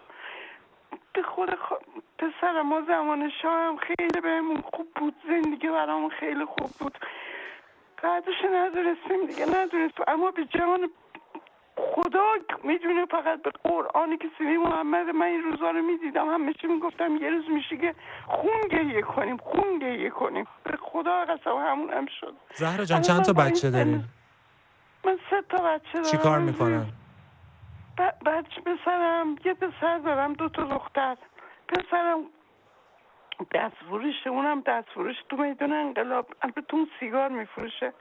دخترم ازدواج کردن که یکیش که جدا شده، یکم دو سر زندگیشه، شوهرش روی شرکت نگهبانه که بچه هم بگم مثلا دارم به من کمک کنه، ندارم خدایش. اما خب این خاکی که ریختیم تو سرم، عذاب وجدان دارم، خدا وکیلی من 2 دفعه للهی به اون وجدانم قسم به جان بچه هم رفتم تو این تظاهرات، هیچ موقع خودم نمیبخشم به خاطر این کاری زهرا جان که کردم. جانم فکر کن خامنه ای صداتو داره میشنوه، در آستانه یک حمله احتمالی نظامی، چی بهش میگه؟ هر چی دلت میخواد بهش بگو. خدا ازش نگذره، نه به روح اون بوت بزرگش بیاد که ما رو به این روز انداخت، خارزارمون کردش، بدبختمون کرد، چه جوایی رو از دست دادیم که حالا باید بشینیم خون گریه کنیم، واقعا خون گریه. زهرا جان همه بس جانم، سپاسگزارم که زنگ زدی. من هموطنان زیادی رو دارم میبینم که دستت رو میبوسم و امیدوار هستم که یک روزگاری تو رو از نزدیک ببینم. با امید صحبت بکنیم از اصفهان. امید جان سلام، شب بخیر. جناب همدانی درود به شما، جناب حمید همشهری عزیزم درود به شما. درود بر شما، شبتون بخیر. چی فکر میکنید در مورد این خبرهایی که این روزها میشنوید، وقتی که میشنوید احتمال حمله نظامی وجود داره؟ خب طبیعتا احساس اضطراب، نگرانی و دلهره این چیزیه که به وضوح محیط کار، جامعه، اجتماع، سطح بازار همه جا مشهوده و واقعا متاسفم از این که خیلی ها فکر میکنن حمله نظامی یک کشور بیگانه به کشور ما راه چاره است. باور کنید فرصتمون خیلی کمه، مردم فرصت نداریم، هموطن فرصت نداریم. اگر خودمون کاری نکنیم روزگارمون سیاهه. باور کنید آمریکا، اسرائیل، نمیدونم کشورهای حوزه خلیج فارس و اروپا بالاخص، روسیه. امیدوارم متاسفانه تلفنشون قطع شده. اجازه بدید با شهریار صحبت بکنیم از کرج. شهریار چی فکر میکنی درباره احتمال حمله نظامی به ایران؟ سلام به شما، شب بخیر، به همه ایرانیان عزیز تو سراسر جهان. حقیقت اینه که وقتی تو ایران زندگی کنی به این نتیجه میرسی آنچنان چیزی رو برای دست دادن نداری. حالا وقتی که بخواد شرایط به این شکل پیش بره، شاید آرزوی اینم بکنی که این حمله رخ بده و مرگ یه بار شیبنم یه بار. شما همچین آرزویی دارین شهریار جان؟ من همچین آرزویی رو ندارم، ولی وقتی که به این نقطه میرسی میبینی هر روز شما داری میمیری برای یه روز زندگی. میتونم بپرسم کارتون چیه شهریار جان؟ من از بیرون اومدم، داشتم با خانوادم صحبت میکردم، میگفتم تنها چیزی رو که من 54 سال خودم گرفتم تا حالا ندیدم فضای شب عید و اینجوری. در حال ملتی افسرده، جماعتی داغون. حالا شما چی رو میخوایی از اینا بگیری با این حمله نظامی که نباشه بخوان چیزی رو به دست بیارن؟ دور و برتون دارین کسایی که فکر میکنن حمله نظامی باعث سقوط حکومت میشه و ازش حمایت میکنن؟ یه حقیقتی رو بگم دوستان عزیزی که لندن نشستید، شما اگر یه نگاه فلشک به عقبم بزنید تو جنگ جهانی دوم، ایران درگیر جنگ نبود ولی بالاترین صدمه رو دید و بیشترین کشته ها. واقعا شما فکر میکنید که چند درصد مردم دخیلن تو این مسئله؟ و کیا میتونن تصمیم بگیرن راجع به این قضیه؟ مردم چرا کتمان میکنید؟ اگر که مردم بخوان کاری رو، حرکت اجتماعی رو انجام بدن، شعار نمیدم ها، ولی اولا کسی از بین همکاران من که اینجا در لندن نشسته، چون اشاره کردید، خواستار جنگ نیست. ما سوال میکنیم، کار ما پرسشگریه برای اینکه نظرات مردم رو بشنویم. شهریار جان عزیزم، منم دقیقا خودم رو از جزئی از این مردم میبینم، دارم نظر شخصی ما میگم. البته من فقط میتونم خودم نظر شخصی ما بگم، من منظر خودم به قضیه نگاه کنم. فقط میخوام اینو به شما بگم که آنچنان فاجعه ای که شما اونجا نشستید فکر میکنین اگه حمله نظامی رخ بده، این برای ما متصور نیست، چون آنچنان چیزی رو نداریم از دست بدیم. همین الانش هم فضای اینجا کمتر از فضای بعدی جنگ، یعنی خود بعدش چی بشه که الان اینجوری چی به دست بیاریم؟ خب اگر حمله کنن به تأسیسات هسته‌ای، مردم چی به دست میارن؟ ببینید با این قرآنی که الان سر نیزد، شاید هیچ کس به خودش این اجازه رو نده بیاد بیرون، چون دیگه خیلی واژه ها رنگ باخته که طرف بیاد این نیسا رو بکنه که بخواد چیزی رو آنچنان، چون دستاوردی هم نداره. ولی تو اون موقع چرا خیلی شرایط فرق میکنه، وقتی که شرایط به اون شکل بشه و به قول معروف این مردمی که من ببینن دیگه شفگیر سعیدی که شاید یه تکونه به خودشون بدن. شهریار جان، یعنی فکر میکنید که اگر یک حمله بشه این ممکنه تشویق کنه مردم رو که اعتراضات سراسری رو شروع کنن، انگیزه بده بشه؟ من فکر نمی‌کنم. من شعبه‌های تاریخی رو نگاه میکنم. خیلی جاها وقتی که فشار خارجی اومده و وقتی که همسو نباشن از داخل، آره این فشار میتونه از داخل هم باشه. یه زمانی میبینی همسویی از داخل وجود داره، هر حرکت خارجی هم مثل جنگ ایران و عراق، همه میومدن صف وایسن برن بجنگن. خب طبعا الان اون فضا وجود نداره. وقتی اون فضا وجود نداشته باشه و بخواد به مملکت تعرض بشه و فضا آنچنان بشه که زندگی از اینی که هست برای مردم هم سخت‌تر بشه و از اون طرف هیچ وابستگی هم به سیستم نظام داخلی نباشه، خب طبعا تاریخ هم نشون داده که از داخل هم تحرک خواهد شد. سپاسگزارم شهریار جان، بسیار سپاسگزارم. امیدوارم شخصا این مسئله نشه، چون ما همین اندک ساختاری هم که توی این مملکت ساخته شده از سوء تفاهم حکومت پهلوی که بین قاجار و جمهوری اسلامی بود. یعنی اگر این دوران پهلوی نبود شاید ما هیچ فرقی الان با طالبان و داعش هم نداشتیم. تشکر میکنم شهریار جان از کرج تماس گرفتی، نظرتون رو شنیدیم. براتون نوروز خوبی آرزو میکنم. با فرهاد صحبت بکنیم که از کردستان در ایران با ما تماس گرفتن. نمیدونم شهرتون کجاست. فرهاد جان، درباره احتمال حمله نظامی وقتی خبرش رو میشنوی، حسی که میگیری چیه؟ من میخوام 2 ثانیه 3 ثانیه یا 20 ثانیه صحبت کنم. بفرمایید. این جنگ زرگرانیه، به قول کردی جنگ زرگرانیه. اینا با همدیگه پشت پرده تبانیه. فقط من و تو امثال ما رو سر کار گذاشتن. قربونت برم. این جنگ زرگرانی. پشت پرده فکر می‌کنید چه خبر اگه این جنگ زرگریه؟ پشت اینا با هم دیگه داداشن، اینا با هم دیگه از زیر همه کار میکنن. فقط ما داریم اینجا میشینیم و صحبت میکنیم. این جنگ زرگرانی راه حل چیه؟ اینا یعنی کی؟ یعنی جمهوری اسلامی و ترامپ؟ راه حل اینه که اینا با هم دیگه تبانی دارن، از زیر همه کارا رو میکنن. من تو خبر نداری. خب خدا حافظ. راه حل رو نگفتینا؟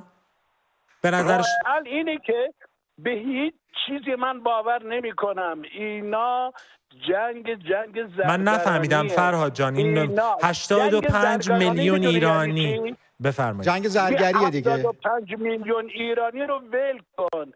اینا از زیر با هم تبانی میکنن. من و تو خبر نداریم. سپاسگزارم. شما خبر دارین دیگه الان. خودشون خبر دارن. تو چقدر فکر این تئوری از کجا فکر تئوری توته؟ به هر حال خب ایرانی‌ها خیلی دوست دارن جنگ زرگری. به هر حال ترامپ حداقل با اینا جنگ زرگری نداره. سلیمانیشون رو اونجوری کشت، یا حتی اسرائیلیا اونجور مقامات جمهوری اسلامی رو توی دمشق زدن، توی لبنان زدن و به نظرم اونجوری نیست.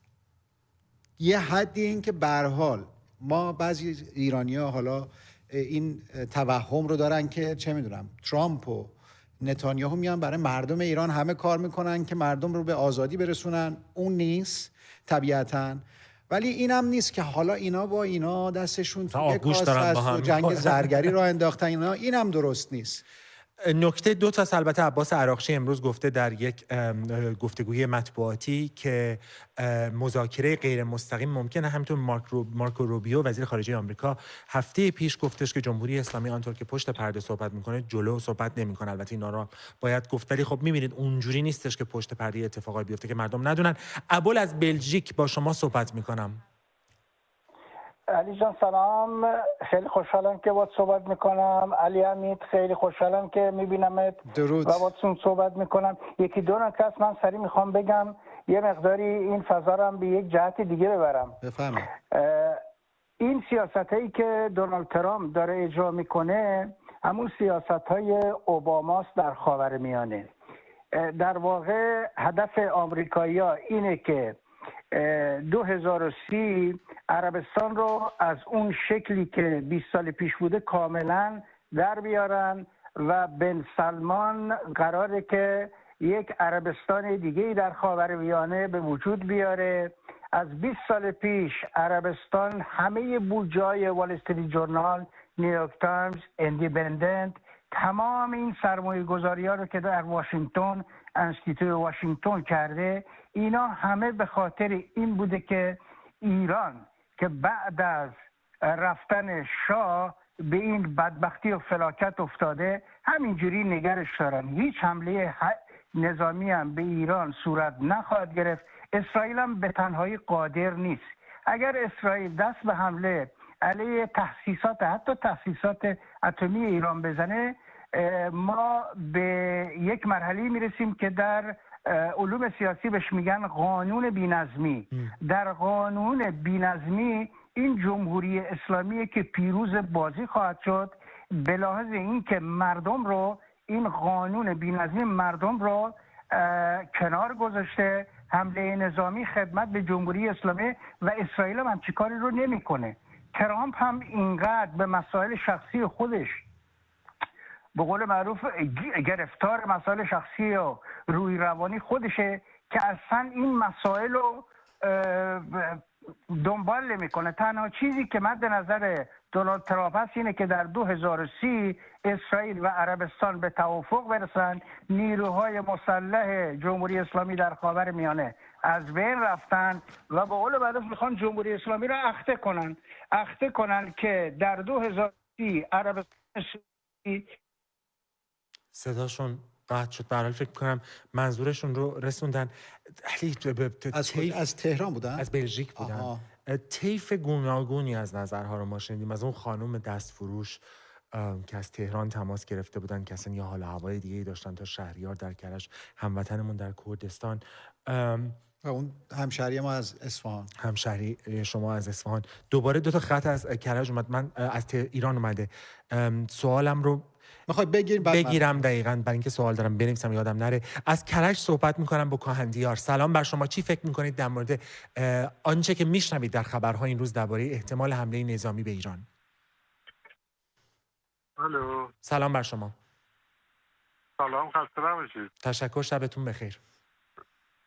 سلامت باشین قربون شما.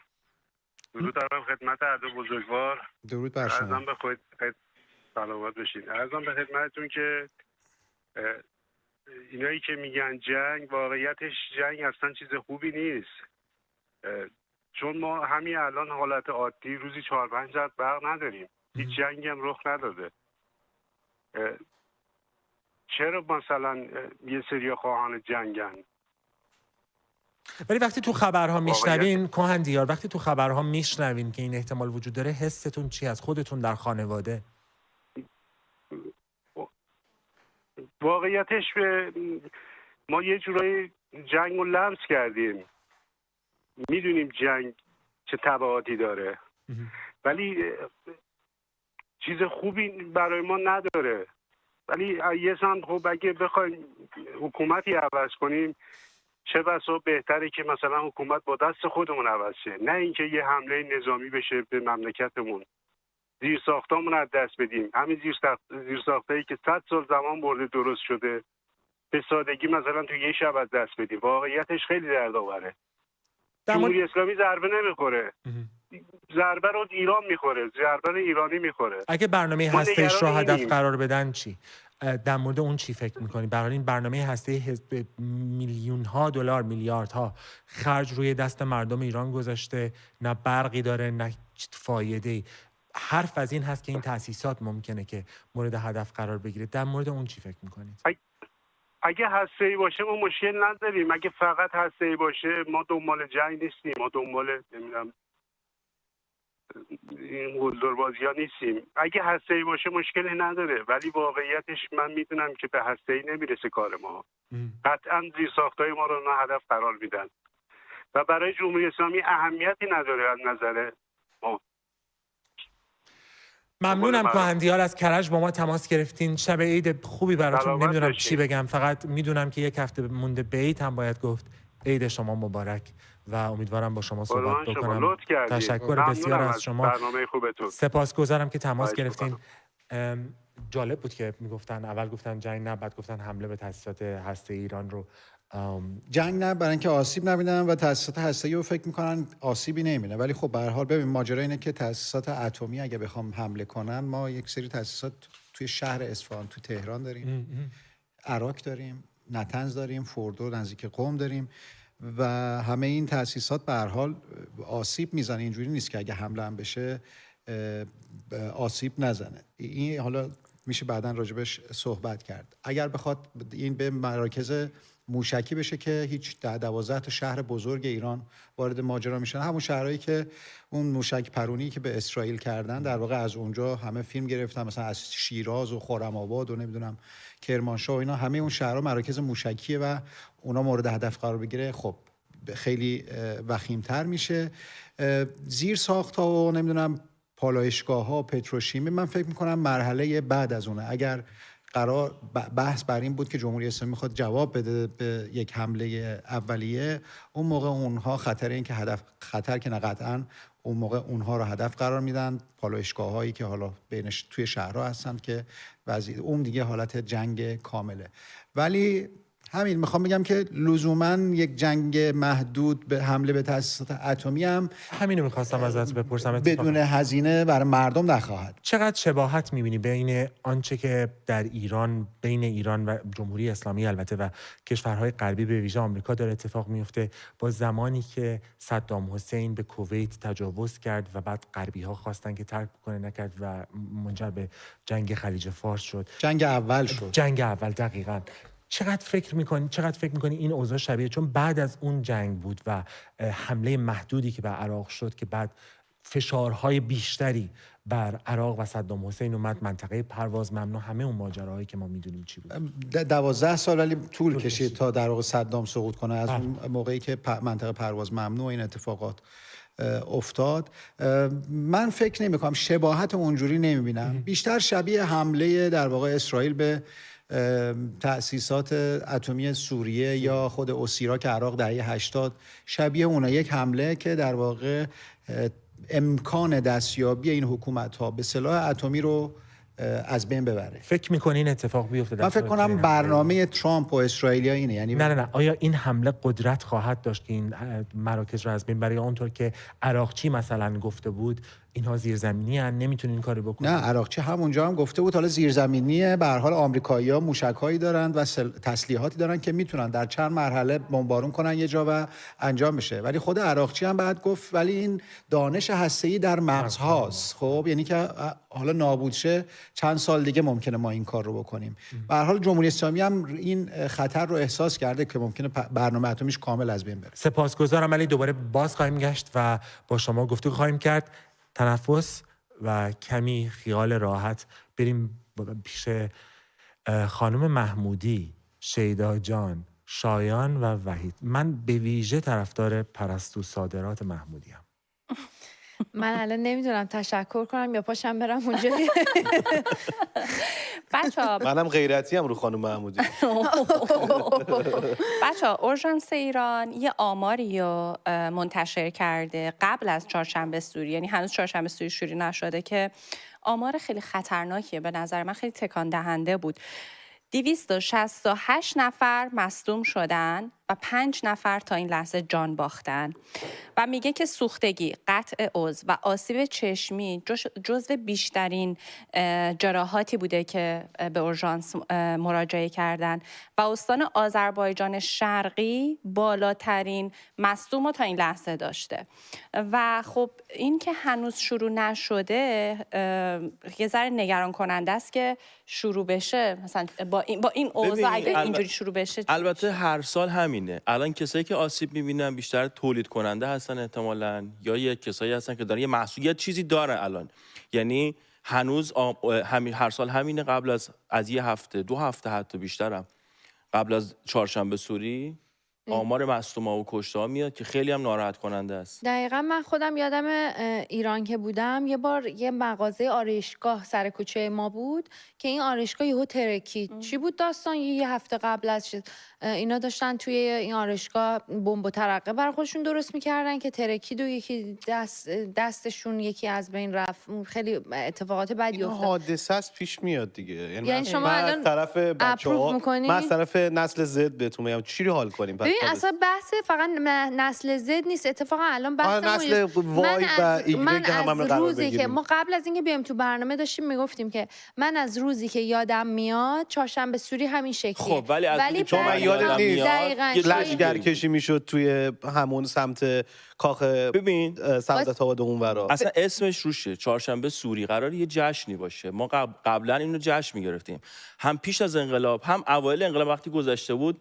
شما یادمه تا مثلا بچگی‌های ما هم خیلی نرم و لطیف و یعنی چند تا آتیش روشن می‌کردن تو کوچه، مردم میومدن بیرون. حالا مثلا بستگی به شهر یه جایی الان آتیش هم روشن میکنن، ترقه هم در کنارشه. ببین مسئله از اونجای شروع شد. الان گاز پیکنیکی میندازن توی آتیش. خب حال میده، تو اینو درک نمی‌کنی. شما الان اینو چیز می‌کنی؟ نه من دارم از این زاویه میگم که اون بچه‌ای که تو الان بهش داری میگی نکنین کارو، یا اون آدم مثلا 50 ساله‌ای که بهش میگی پیکنیکی ننداز تو آتیش، باید ببینی اون چه دلیلی داره که اون کارو چیزیه بهتره کنین 4 نفر آسیب برسه. خب این مسئله فرهنگیه که توی مدت زمان وجود اومده. ببین فرهنگ ما از اول این بوده که چهارشنبه سوری یک کپه آتیش درست بکنین، 2 تا کپه درست بکنین. من حال نمیداده به اندازه کافی که اینو گذاشته. نه داستان اینجاست که خب من که نبودم ولی بچه‌ها داشتن میگفتن که قبلا اگه بذاری میگم اگه آقا وحید اجازه بده ببین مشکل فرهنگی نیست، مشکل قانونیه. کاری که حکومت داره میکنه. میومدن آتش‌دار رو تو خیابون خاموش میکردن. یه کاری بود که تمام کلانتری‌ها این کارو میکردن. بعد باعث میشه که مردم چیکار کنن؟ سوالم از شما اینه که شما وسط کوچه‌تون آسفالت کوچه رو بسوزونن، شما چیکار میکنید؟ نه خیلی زیرش از این چیزا میذاشتن. گفتن استانبولی. وحید وایسه ببینم، فقط بحث آتیش نیست که سوری یعنی که همونطور که گفت جشن دیگه. مردم آتیش روشن میکردن، دورش میزدن، میرقصیدن. حالا یه حرکتای این شکلی. تو فکر میکنی جمهوری اسلامی مشکلش آسفالت کف کوچه است یا اون رقصی که دورش انجام میشده؟ ما اگه بخوایم اینجوری حساب بکنیم عزیزم، ما همین الان اینجا هم نمیتونیم آتیش تو خیابون روشن کنیم. یکی آقا مسئله که ما بخش خودمونم رعایت نمی‌کنیم. ما الان اگه بچه‌مون ترقه درست می‌کنه در حکومتی که به چهارشنبه سوری میگه چهارشنبه آخر سال و کلا نفیش میکنه، این سنت ایرانی و سنت ملی ما رو نفی میکنه، توی تقویم وجود نداره. توی تقویم شما نگاه کنید نمی‌بینید یه چیزی. ما اصلا با این مسئله مشکلی نداریم. ما میدونیم که این اتفاق توسط حکومت ایران میفته که مقابله میکنه با هر جشنی، شادی، تجمع و هر چیزی. جمهوری اسلامی. پس این فرهنگ ما نیست. خب پس اینی که اینجا فرهنگ ما نیست. ولی ما هم بی تقصیر نیستیم. من خانواده هایی رو از نزدیک میبینم که اصلا توجهی به تربیت و همکاری و اصلا نمیدونن بچه‌شون کلاس چندمه. خب مسئله اینه، الان بچه‌ای که توی زیر زمین خونش با اکلی سرنج میترکه و جونش رو از دست میده، چند درصد اینو شما میسپارین تقصیر رو به گردن خانواده؟ 100%. میدونید چرا؟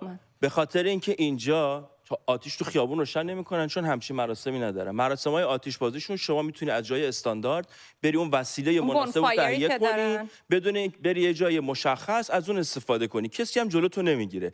ولی تو ایران کاملا برعکس بود. 4 تا آتیش تو خیابون روشن می‌کردن، به فکر آسفالت هم کسی نبود و میومدن جمع می‌کردن، به خاطر اینکه خانواده‌ها میومدن تو کوچه خیابون میومدن شادی می‌کردن. حتی ببین مثلا اهواز طرف ما یه جایی بود به اسم آتیشا که فلرای نفتی بود، از زمان شاه میرفتن اونجا، مردم هم توی زمستون میرفتن هم برای چهارشنبه سوری میرفتن. اونجا وسط بیابون بود، اونجا رو میبستن، یعنی از روزی که روز چهارشنبه سوری بود تمام مسیرهای منتهی به آتیشا رو میبستن. مردم چیکار میکنن؟ همین کاری که الان شما داری تاییدش میکنی، میگی بچه میندازه گردن مردم، به خاطر اینکه تقصیر مردم نیست. این خیلی به نظر من اشتباهه که ما توپو بندازیم تو زمین مردم. نه ببین من نمیگم فقط ننداز تو زمین مردم، من میگم دو طرفو بگیر. ببین بحث ما ریشه یابی نیست. ما باید چیکار کنیم؟ به قول شما اگه احساس بکنید یه جای خطرناکه، فضا مهیا نیست، خانواده خودمون رو تحت تاثیر خطر قرار بدیم. وقتی فضا مهیا نیست، من بیام به عنوان مثال حواسم به فرزندم نباشه، بهش پول در اختیارش قرار بدم، انقدر حواسم بهش نباشه که چه چیزی رو داره داخل خونه میاره، چه چیزی رو داره تهیه میکنه و هیچ میدونم گرفتاری فراوون وجود داره. سلب مسئولیت میکنی از حکومتی که من دارم میگم در شرایط کنونی که یک موجود هیولا داره ما رو بهمون ظلم میکنه، خب چجوری زنده بمونیم؟ من چجوری الان بچه نوجوانی که آینده ساز این مملکته باید دود چه بره هوا تو خونه خودشون به خاطر یه شادی؟ خب این مقوله هم هست. ببین هر چقدر خانواده‌ها بخوان کنترل کنن، اگه یه بچه رو شما توی شیشه دربسته بذاری کار خودش رو بخواد بکنه میکنه، کما اینکه ما هممون کردیم. یعنی کسی نمیتونه بگه کنترل خانواده میتونه مثلا یه بسته‌گلی تحویل جامعه بده که اصلا دست به ترقه هم نزنه. نه این که یک حرف نفیه، ولی نمیشه حساب کرد اینجوری. چون اکثر آدم‌هایی که تو جامعه موفقن یکی از کاتالیزورهای اصلیشون در واقع خانواده‌شون بوده. مثالای نقضش هم خیلی زیاده واقعا. یعنی ببین بحث اینه که ما الان داریم ریشه یابی میکنیم که اصلا چی شد این فرهنگ، گوش بده، چی شد که این فرهنگ قشنگ ما به این چیزی که الان هست تبدیل شده و ما داریم دلیل اون نقطه عطفه که این از این به این تبدیل شد رو پیدا میکنیم و اون لحظه به خاطر بی‌مسئولیتی مثلا فلان خانواده نبوده، به خاطر اینکه جمهوری اسلامی جلوی تمام جشن‌ها و مراسمات فرهنگی ما رو به هر نحوی که میتونه میگیره. خب اینا اول که تو طول زمان تغییر پیدا میکنه، بعدش هم میبینه خب من نمیتونم این جشنمو این شکلی چیز کنم، میرم این شکلی جشن میگیرم. سوال من از شما الان اینه، سولوشن شما در این وضعیت چیه؟ شما میخوای به عنوان یک شخصی که میخوای دنبال یک در واقع یک راهکار بگردی که این مسئله رو حل بکنی چیه؟ الان این جمله‌ای که جمهوری اسلامی دلیلشه که ما میدونیم دلیل اصلیش هست، خب جمله ای نیست که بتونه ما یک ریزالت مشخص بده، یک جواب مشخص بده که الان باید چی کار کنیم. خب از اون اگه درباره اون اگه بخوایم صحبت کنیم که درسته ما باید رو خودمون کار بکنیم که خانواده به قول تو یکم بیشتر حواسش باشه بچه نره این کارو بکنه مثلا این حرفا، ولی این یه بحثیه که یه فرهنگ سازی طولانی مدت میخواد، چون تو تلویزیون، چه تو تلویزیون جمهوری اسلامی چه تو تلویزیونای دیگه، حتی خود من شما همیشه میگفتیم که مواظب باشید. این ترقه بازی رو گفتن که کار خوبی نیست و اگه کسی میخواست گوش بده تا حالا گوش داده بود. یه چیزی من بگم، من یه کامنتی رو میخوام بخونم از خانم فرزانه امینی توی کامیونیتیمون نوشته سالهای اول انقلاب حتی ترقه ساده هم نبود که بخریم، به همین خاطر مردم شروع کردن تو خیابون‌ها درست کردن مواد آتش بازی و اینا و به همین جاست که به اینجا رسیدیم. یعنی میخوام بگم که اصلا ترقه و اینا جزء فرهنگ چهارشنبه سوری نبوده. بعدش این میگی الان راهکار چیه؟ راهکار اینه که برگردیم به سنت‌های قدیمیمون. وقتی بتونیم جشن چهارشنبه سوری رو به قشنگی بدون ترس برگزار بکنیم، چرا آروم آروم این برمیگرده به همون حالتی که آقا الان دیگه ترقه نزنیم، وقتی که یارو میتونه بره جشن بگیره تو خیابون. این از بستر خانواده هم بلند میشه. نه این بستر جمهوری اسلامیه. نه ببین مثال بهت بگم، من توی خانواده خودم نه میخوام اینو بهم گوش کنی. توی خانواده من فرهنگ ترقه ابدا وجود نداره. یعنی من هیچ وقت بچگیم هم با اینکه تمام اطرافیانم و بچه‌های همسن و سال خودم ترقه بازی می‌کردن، هیچ وقت شاید بهتون بگم چند بار سیگارت‌های کوچولو بود می‌خریدیم اونا رو مینداختیم، ولی خانواده من همیشه یک مراسمی توی چهارشنبه سوری توی خونه ما داشت که آتیش روشن می‌کردیم، اقوام دیگه می‌رسیدن و اونجا با هم دیگه پایکوبی می‌کردیم، خود حرف من الان تایید کردی. می‌رقصیدیم، می‌نوشیدیم و اینا تمام خلاف عرف جمهوری اسلامیه. خب تموم شده. شما شانس آوردید که اعضای چرا اتفاقا برخوردن با همون شد درگیر شدیم. خب میگم به خاطر اینکه تو فضای ولی این در فضای خانواده ما انقدر نهادینه بود که همیشه نهادینه موند. خب این باید در جامعه نهادینه باشه. حالا توجه کردین همه اینا رو گفت که بگید من خوب بار اومدم. نه ولی واقعا این مهمه که برگردیم به سنتامون، ولی یه استارتی باید بزنیم. ببین ما توی شرایط واقعا جنگی هستیم و این شرایط جنگی اینه که تحت فشار یک حکومت بسیار خودکامه ایم که باید خودمون رو به قول غربی‌ها سروایو کنیم. و تو این سروایو کردن باید از خودمون شروع کنیم. میکروفون بیادم. ببین درسته این یه بحث خیلی گسترده تره که یه روز دیگه تشریف بیار و ما دوباره این بحث رو اونجا باز میکنیم، ولی من میخوام همه اینا رو بندازم گردن خانم محمودی ها که تازه برگشته به من و توها، ما اینجام از دستش راحت نیستیم. آرزو خودت بگو برای چی برگشته؟ عشق قدیمی من بود.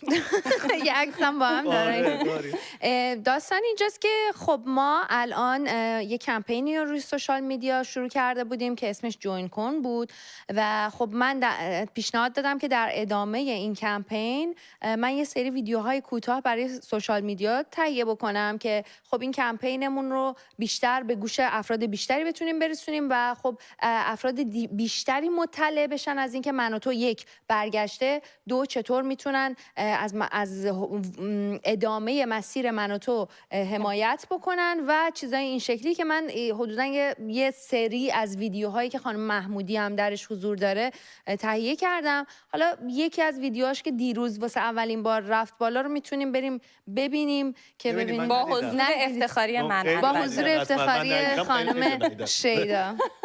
بریم ببینیم. تو دوباره پیدات شد؟ خانم چیز کار سراغ نداری؟ من خیلی بنجور ساندیس لازمم. چرا؟ شبکه من و تو با شکلی جدید و برنامه‌های متنوع و جذاب دوباره کار خودش رو شروع کرده. اصلا جذاب و متنوع نیست، دروغ میگن. جوین نکنین. شما میتونید با عضویت در کانال یوتیوب من و تو و پرداخت حق اشتراک ماهیانه به آرشیو قدیمی ویدیوهای من و تو دسترسی پیدا کنید یا از برنامه‌های جدید و ارزشی سوز؟ من اینو نمیگم. میخوای یا نه؟ میگم ارزشی سوز لذت ببرید. با جوین شدن به کانال یوتیوب من و تو به هموطنان داخل ایران این فرصت رو میدید که با تماس‌های تلفنیشون یا از طریق گزارشگر صدای درد کشیدهشون رو به گوش بقیه هموطنان برسونن و به هم متصل بشن. استغفرالله. اگه جایی هستید که نمیتونید به یوتیوب من و تو جوین بشید نگران نباشید. شما میتونید از طریق وبسایت من و تو، از طریق کریپتوکارنسی یا ارزهای دیگه از شبکه خودتون حمایت بکنید.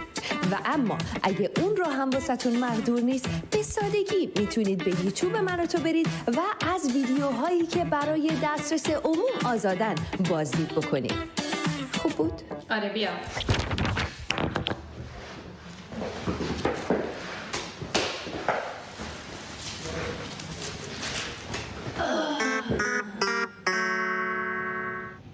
دلم تنگ شده بود برای عطر مشهدیش.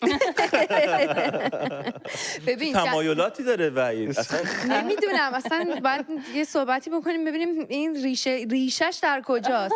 خب آرزو چند تا از این ویدیو تهیه کردی؟ ببین الان فکر می‌کنم 15 تا ویدیوه که هر روزی یکیش قراره بره بالا. تو همش خانم محمودی نیستش ولی توی بیشترش خانم محمودی هست و اتفاقا میگه عطر مشهدی. من واسه اینکه این کاراکتر واقعا اون حس واقعیشو بگیره من واقعا به خودم عطر، حالا عطر مشهدی نه ولی عطر گلاب میزدم. بوی حسینیه میگرفت. حسینیه میداد.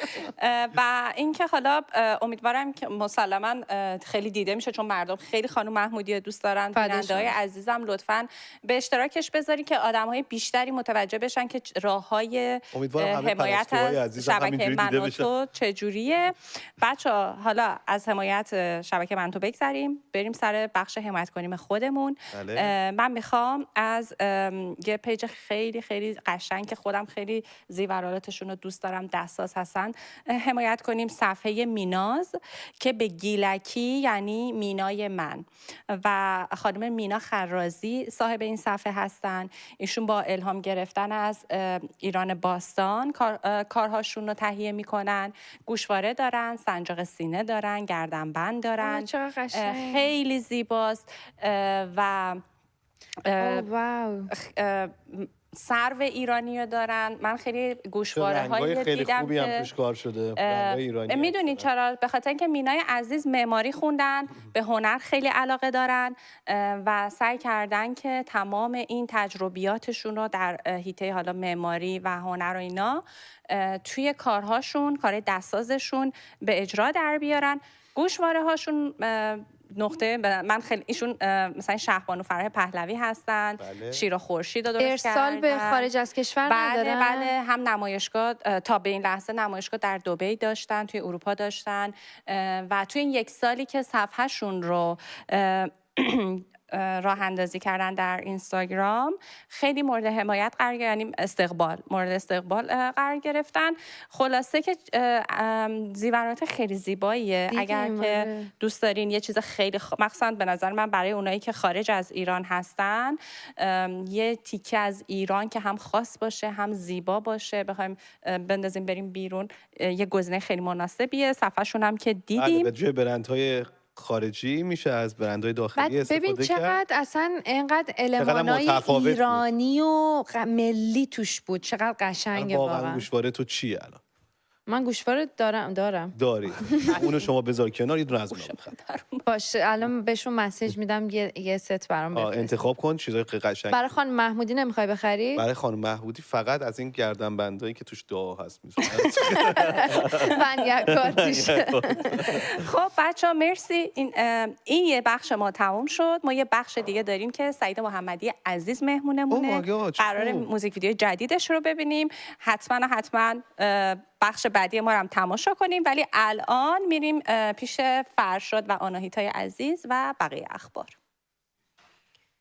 گمانه‌زنی‌ها در خصوص حمله احتمالی نظامی آمریکا و اسرائیل علیه تأسیسات اتمی جمهوری اسلامی با اظهارات مقامات ارشد حکومت اسلامی هر روز قوی‌تر میشه و همونطور که افکار عمومی ایران با حساسیت و اضطراب دارند اخبار و تحولات رو به دقت رصد میکنند، رسانه‌های غربی و اندیشکده‌های غربی هم شروع کردن به گمانه‌زنی از چند و چون این حمله، تبعات اون و پیامدهاش و همچنین تحلیل‌های خودشون رو دارن ارائه میدن.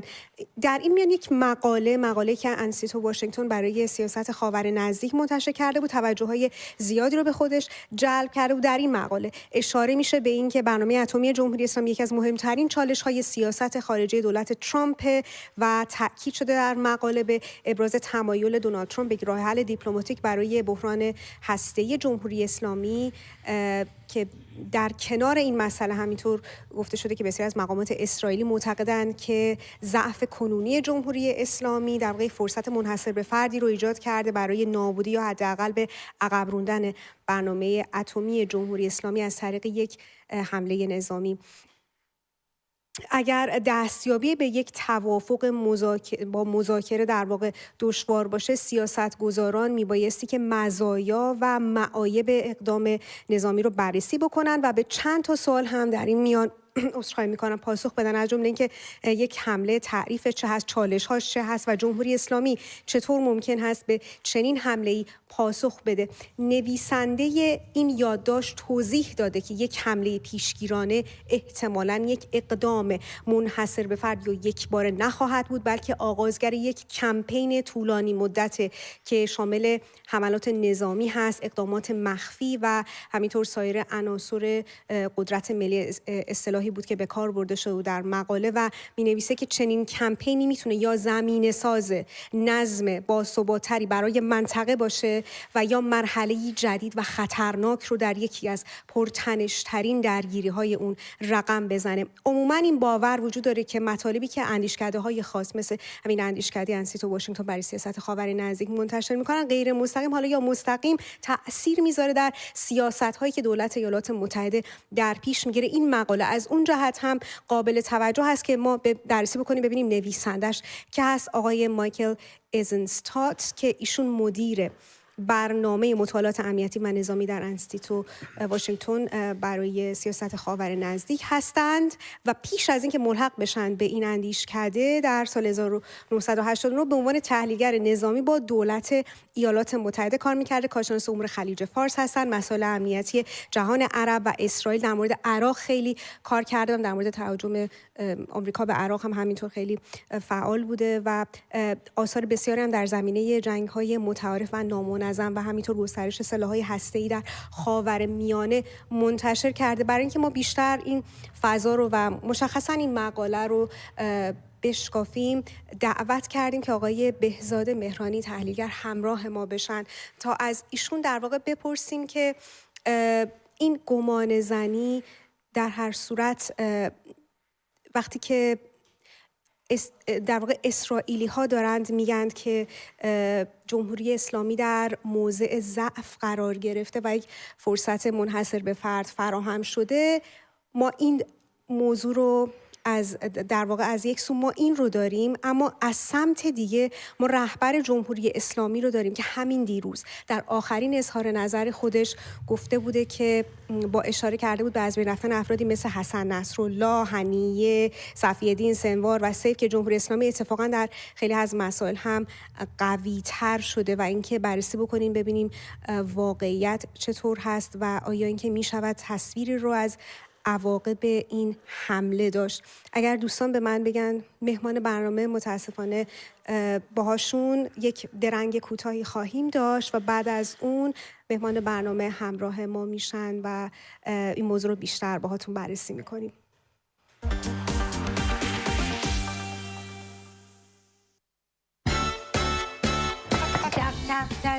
باقالیا رو باش بفرمایید شام.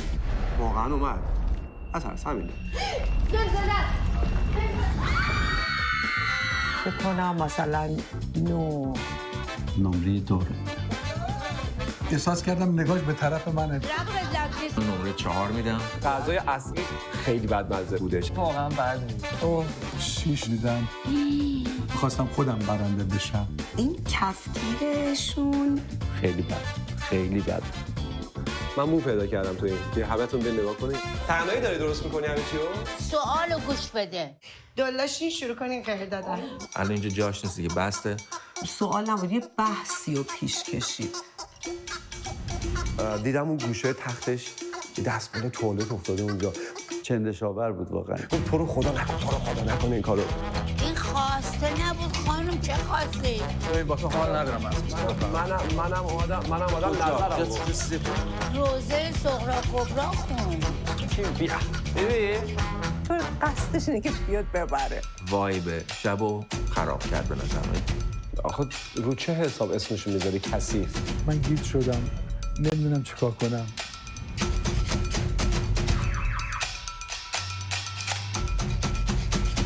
چیرز به من و تو. کبابی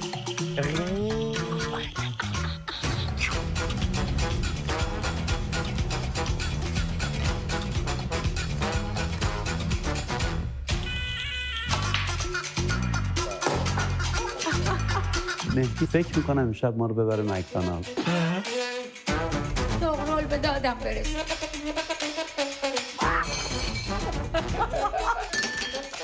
اب نداره غذا بلاست.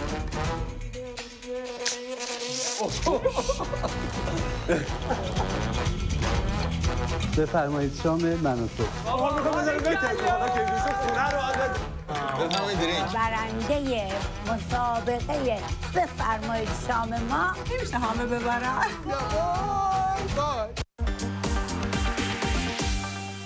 با درود دوباره باز هم روی میز خبر هستیم و اینکه تعداد جمعیت ایران از مرز 86 میلیون نفر هم گذشت. دیروز چهارشنبه 22 اسفند ماه وبسایت مرکز آمار گزارش رو منتشر کرده که در اون در واقع ساعت جمعیتی مرکز آمار ایران رو نشون میده که جمعیت ایران در آخرین روزهای سال 1403 از مرز 86 میلیون نفر گذشته. ساعت جمعیتی مقیاسیه که تغییرات جمعیتی و افزایش اون رو با گذشت زمان نشون میده. مرکز آمار در پایان تابستان این که گذشت جمعیت کشور رو 85,900,000 نفر اعلام کرده بود که 50.5% مرد و 49.5% زن بودند. دبیر ستاد ملی جمعیت 2 روز پیش اعلام کرد تقریباً 10.5% از جمعیت ایران سالمند هستند و ایران در 45 سال گذشته 11 سال پیرتر شده. آمارهایی که توی این گزارش تازه برجسته شده بالا بودن میزان سالمندان رو نشون میده و این موضوع میتونه تأثیر مستقیمی داشته باشه بر نسبت پشتیبانی در صندوق‌های بازنشستگی. این خودش میتونه یک فاجعه باشه چون نسبت پشتیبانی نشان دهنده تعداد بیمه پردازان در برابر مستمری بگیرانه. معمولاً حداقل پشتیبانی در صندوق‌های بازنشستگی 4 نفر، یعنی 4 نفر باید کار کنن تا دریافتی بازنشستگی یک بازنشسته رو تأمین کنن. مرضیه وحید دستچردی دبیر ستاد جمعیت حکومت در مورد آخرین وضعیت آمار سالمندان در ایران گفته طبق گزارش سازمان ملل در سال 2050 یعنی 25 سال دیگه ایران با نرخ سالمندی 26.12% سالمندترین کشور در منطقه خواهد بود و فراموش نکنیم که از لحاظ جمعیت ایران در دنیا 18ام، در آسیا 9م و در منطقه خودمون هم رتبه 3 رو داره. بر اساس پیش‌بینی‌ها جمعیت سالمندی ایران سال 1430 به بیشتر از 31% افزایش پیدا میکنه و جمعیت سالمند ایران بیشتر از میانگین جهانی خواهد شد. برای بررسی بیشتر این موضوع خانم روشنک آسترکی روی خط اسکایپ همراه ما هستند. خانم آسترکی با درود و سپاس از حضور شما در برنامه. مشکلی که این روندی که در موردش صحبت کردیم ایجاد میکنه چی هست؟ درود بر شما و درود به همه بینندگان عزیز. سالمند شدن جمعیت ایران یک سری تبعات اجتماعی داره و یک سری تبعات اقتصادی. در حوزه اجتماعی یکی از مسائل مهمی که مطرح میشه این هستش که اساساً در طی 4 دهه گذشته جمهوری اسلامی موفق نشده که زیرساخت‌های لازم برای حمایت پویا و حمایت مؤثر از سالمندان رو ایجاد بکنه. این باعث میشه که وقتی جمعیت سالمند زیاد میشه تقاضا برای انواع خدماتی که سالمندان در هر کشوری به اون احتیاج دارن افزایش پیدا میکنه و این یک بحران اجتماعی بر زندگی اجتماعی و حتی یک بحران‌های درمانی رو در پی داره. یکی دیگه از عوارض این موضوع این هستش که به دلیل اینکه جمعیت سالمندان مجرد هم افزایش پیدا میکنه چون الان نرخ ازدواج در ایران کاهش پیدا کرده و این مجردها طی سالهای آینده به جمعیت سالمند اضافه میشن، نیازمند خدمات بیشتری هستند، نیازمند افرادی هستند یا مؤسساتی هستند که بتونه از اینها حمایت بکنه، نیازهای روزمرهشون رو برطرف کنه، نیازهای درمانیشون برای مراجعه به پزشک و درمان رو انجام بده که به دلیل همون نبود زیرساخت‌هایی میتونه فاجعه‌های زیادی رو برای جمعیت سالمندی که در سالهای آینده ما باهاش روبرو هستیم ایجاد بکنه. اما یکی از مهمترین مسائل که شما هم بهش اشاره کردید بحث صندوق‌های بازنشستگی هست، چون از یک سو ما با افزایش جمعیت سالمند روبرو هستیم و از سوی دیگه خروج جوانان از بازار کار، یعنی نه تنها جمعیت جوان یا جمعیتی که باید مشارکت اقتصادی داشته باشن با یک روند نزولی روبرو هست و تعدادشون رو به کاهش هست، بلکه از سوی دیگه ما مهاجرت جوانان رو داریم از کشور و نیروی کار داره از ایران میره. در نتیجه تعداد مستمری پرداخت کنندگان، تعداد بیمه پرداخت کنندگان کاهش پیدا میکنه و از اون طرف تعداد افرادی که به مستمری بازنشستگی و حقوق بازنشستگی نیاز دارن افزایش پیدا میکنه. همین الان هم صندوق‌های بازنشستگی در ایران با بحران‌های مالی روبرو هستن و بسیاری از اونها به معنای واقعی ورشکسته هستن و صرفا یک ظاهری رو نگه داشتن. این اتفاق باعث خواهد شد که این صندوق‌ها دیگه کاملا اعلام ورشکستگی کنن و ما با یک فاجعه در حوزه صندوق‌های بازنشستگی روبرو بشیم. خانم آسترکی، وضعیت بد اقتصادی و شرایط بی‌ثبات اقتصادی و اجتماعی در واقع در ایران تو این روند بسیار مؤثر بوده. آیا در شرایط حاضر راه حلی رو می‌بینید که وجود داشته باشه؟ ببینید با با وجود جمهوری اسلامی و سیاست‌هایی که ما از جمهوری اسلامی داریم می‌بینیم، راه حلی رو نمیتونن ارائه بدن. اما اگر یک ساختار درستی در ایران شکل بگیره، بله میشه با حمایت از صندوق‌های بازنشستگی اونها رو توانمند کرد، اونها رو تقویت کرد، کاری کرد که منابع این صندوق‌ها از راه‌های دیگه تامین بشه که خیلی وابسته به بیمه دهندگان نباشه و بتونه از جمعیت سالمند حمایت بکنه. یکی دیگه از کارهای مهم این است که ما بتونیم رشد اقتصادی در کشورمون ایجاد بکنیم، بتونیم نرخ اشتغال رو افزایش بدیم، بتونیم جوانانی که الان دارن دسته دسته به هر شکلی شده و به هر مقصدی ایران رو ترک میکنن و مهاجرت میکنن از ایران رو شرایطی در ایران فراهم بکنیم که این جمعیت دیاسپورا، این جمعیت مهاجر ایرانی به کشور بازگرده، مشارکت اقتصادیش بالا بره و به این شکل بتونیم جمعیت پویای اقتصادی رو ببریم بالا. به این دلیل که موضوع صرفاً این نیست که فردی کار کنه و بیمه پرداخت کنه، موضوع اینه که اقتصاد اون کشور نیازمند منابع انسانی هست و متاسفانه داره از منابع انسانی تهی میشه. در نتیجه خلاصه کنم که با جمهوری اسلامی به نظر نمیرسه راهکاری وجود داشته باشه، ولی بله اگر که جمهوری اسلامی نباشه، یک ساختار عادی، یک ساختار درست و اصولی سر کار باشه، بله راه حل هایی وجود داره که بشه این معضلی که پیش روی جمعیت سالمند ایران هست رو و صندوق‌های بازنشستگی رو سامان داد. خانم روشنک آسترکی، روزنامه‌نگار و تحلیلگر اقتصادی، سپاسگزاریم از حضور شما در برنامه و توضیحاتتون. سپاس. اما مسعود پزشکیان امروز در یک مراسم اختتامیه سرشماری عمومی کشاورزی گفته بوده که نمیدونه که برای گرونی‌ها باید یقه چه کسی رو بگیره و اگر مدیریت بلد بودم، خودش گفته بوده قبل از وقوع حادثه جلوگیری می‌کرده. بعد پزشکی علاوه بر این گفته بوده که ما الان دلار رو به یکی میدیم که جنس بخره، جنس رو خریداری میکنه، اما بعد معلوم نیست که چقدر تولید کرده و اصلا این تولید کجا رفته. بعد متوجه میشیم که کالا در بازار نیست. حالا بهتره بریم ببینیم مثلا صحبت‌های مسعود پزشکیان چی گفته بوده.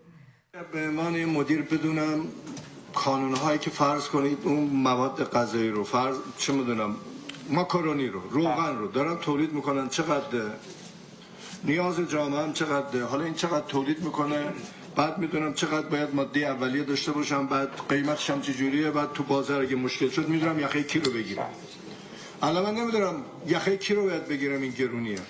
اون تحلیل بحث نمیشه. چرا بخشش بحث میشه؟ این الان سه تا کار، یکی مثلا مجوز اصلا مشکل امکان نداره. نه مشکل حل نمیشه. ما اگه درست این داده رو مدیریت می‌کردیم بلا سر ما نمیومد که. ما اصلا ارز 28 تومانی دادیم ولی مثلا تو بازار آزاد برنج بازار آزاد فروخته میشه. خب پس کی آورده کجا فروخته؟ همین که نمیدونیم. من اگه بدونم وقتی این پولو دادم باید کجا بیاد به کجا برسه، اون وقت این اتفاق نمیفته. یعنی داده اون وقت به دردم میخوره که بدونم من 10 نفر آدم دارم، 10 تومن دادم، به هر کدوم 1 تومن رسیده. وقتی اگه نرسه خب داده جمع کن، بعد یهو میبینم نرسیده، خب کی مقصره؟ کی بود؟ من نبودم. تو که نبودی، منم نبودم. کی بود؟ این آقای پزشکیان اصلا طرز سخنوریشون جای سوال داره. حتی لغتایی که استفاده میکنن من به نظرم حتی درست نمیتونن، یقه یا یخه نمیدونم. بعد پزشک متخصص هم هست، جالب توجه است. الان برای اینکه بیشتر ما اظهارات رئیس دولت جمهوری اسلامی رو بررسی بکنیم، از خانم مهتاب قلی‌زاده روزنامه نگار اقتصادی دعوت کردیم که همراه ما بشند. خانم قلی‌زاده، چنانچه ما اظهارات پزشکیان رو الان، اولا که من سپاسگزارم از حضور شما در برنامه، و چنانچه ما نگاه بکنیم به صحبت‌های پزشکیان، از چه منظری میشه به صحبت‌های امروز او، این اظهاراتی که الان ازش شنیدیم، نگاه کرد؟ بله، ببینید به طور معمول در بیشتر کشورهای دموکراتیک وقتی که یک مقام عالی رتبه مثل رئیس جمهور یا نخست وزیر درباره اقتصاد سخنرانی میکنه، انتظار میره که در وهله اول صحبت‌هاش با استحکام، قدرتمند و دقیق باشه و به طور جامع درباره همه جوانب اقتصاد اطلاعات داشته باشه، چون هم بازارهای مالی و معامله‌گران باید روی این صحبت‌ها حساب باز بکنن و هم عموم مردم احساس بکنن که این فرد نماینده اونهاست. پدیده‌ای که ما در دستگاه حکمرانی جمهوری اسلامی با اون طرف هستیم اینه که یک به اصطلاح دولتی داریم که نه تنها رئیس دولتی داریم که نه تنها اطلاعات دقیقی از وضعیت اقتصاد ارائه نمیده، بلکه با افتخار بی اطلاعی و بی اراده بودن خودش رو هم عمومی میکنه. البته پیشتر هم آقای پزشکیان اظهارات مشابهی داشته، مثل اینکه گفته بود من میخوام مذاکره کنم اما رهبری نمیذاره. در زمین واقعیت اگر روز یک رئیس جمهور واقعی در یک کشور دموکراتیک تنها یکی از جملات شبیه به آقای پزشکیان رو به زبون بیاره، همه بازارهای مالی ریزش خواهند کرد. پس اگه بخوایم در واقع من اگه بخوام از زاویه دید خودم به صحبت‌های آقای پزشکیان نگاه بکنم، باید بگم از اونجایی که ایشون یک رئیس جمهوری واقعی نیست و در یک انتخابات واقعی پیروز نشده، پس طوری رفتار میکنه که دیگران هم در حد یک گماشته یا یک پیشکار ازش توقع داشته باشن. اینکه رئیس دولت بعد از مدتی بگه من هیچکاره هستم، تقریبا درباره همه رؤسای جمهور ایران اتفاق افتاده. اما آقای پزشکیان یک کیس جدید از این نظر. ایشون به شکل زیاده روی روی این موضوع تاکید میکنه و از اساس توی سخنرانی‌های عمومی دست کم حتی در ظاهر هم قواعد دیپلماتیک و پرنسیپ یک رئیس جمهور رو نداره و به همین دلیل که می‌بینیم که حتی ادبیات ایشون اصلا شبیه یک رئیس جمهور نیست و گاهی اشتباه‌های فاحشی میکنه در صحبت کردنش و به گمان من دلیل این همه اینها پشتوانه ضعیف ایشون و غیر دموکراتیک بودن انتخابات در ایرانه. خانم قلی‌زاده، آیا این اظهار نظری که پزشکیان داشته، این بخشش که گفته بود جمهوری اسلامی خودش نمیدونه که ارزها رو به چه سازمان‌هایی اختصاص داده که حالا گرفتار این بحران شده و در واقع خبر نداره ازش، این چند اندازه میتونه به لحاظ درست باشه اصلاً؟ ببینید، باید بگم اینکه حالا و در این وضعیت دولت بگه من نمیدونم مقصر کیه ابداً پذیرفته نیست و به وضوح میشه گفت که ایشون داره آدرس غلط میده. اینکه اساساً اینکه عامل اصلی و مقصر تورم و گرونی ها تنها تنظیمگری های دولتی و دخالت دولت در بازار هاست، یک گزاره واقعیه که تقریباً بیشتر اقتصاددان ها روی این موضوع اتفاق نظر و اجماع آرا دارن. پس اگه بگیم مقصر گرونی ها جمشید بسم الله بوده یا سلطان ارز بوده یا سلطان مرغ بوده، قطعاً آدرس اشتباه دادنه. به ویژه اگه یک مقام دولتی خودش این ادعا رو مطرح بکنه، همه ارزی که به نهادها و ارگانها و شرکت‌ها و افراد مختلف داده میشه ثبت و مستندسازی میشه. آقای پزشکیان گفته که نمیدونه برای گرونی ها یقه چه کسی رو باید بگیره. ببینید، اساساً این طرز تفکر که دولت فکر میکنه با گرفتن یقه کسی گرونی ها کنترل میشه، ایده باطلیه. دستگم تاریخ هم این رو نشون داده، چون اگه قرار بود که اینطوری کنترلگری اتفاق بیفته، باید با اعدام سلطان سکه و طلا تا الان گرونی ها کنترل میشد. غافل از این که دولت باید یقه خودش رو بگیره، دولت باید پاسخ بده که چطور نقدینگی رو به 9000 میلیارد رسونده و تورم ایجاد کرده. در واقع دولت باید پاسخ بده که چرا پول نفت کشور رو برای خودش برمی‌داره و اون رو در اختیار افراد فاسد و در واقع نزدیکان حکومت و رانتیرها قرار میده تا باهاش اختلاس بکنن. قطعا دولت از نحوه تخصیص ارز و درآمدها آگاهه. اگه آقای پزشکیان میگه از نحوه تخصیص ارز اطلاع نداره، قطعا باید جایگاه خودش رو درون حکومت مورد بازیابی قرار بده، چون به نظر میرسه که ایشون رو در حد یک صندوقدار هم بازی ندادن. ما میدونیم که امسال حدود 15 میلیارد دلار ارز ترجیحی برای واردات کالاهای اساسی و دارو تخصیص داده شده. با این حال قیمت دارو و کالاهای اساسی امسال رشد قابل توجهی داشتن که نشون میده بخش عمده‌ای از این ارزها در یک چرخه فاسد قرار گرفته که اثر قابل توجهی روی کنترل قیمت‌ها داشته. خانم قلی‌زاده، سپاسگزارم از حضور شما در برنامه و توضیحاتتون.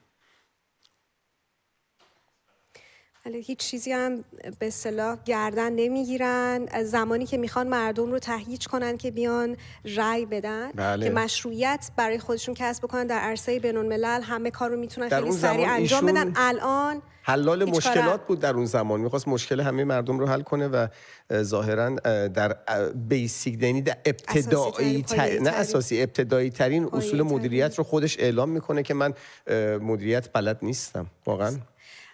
باز خواهید گشت نزد ما با گزارشگران من و تو، همراه شما خواهیم بود، اما الان فرصت رسیده که به سمت دیگر استودیو بریم.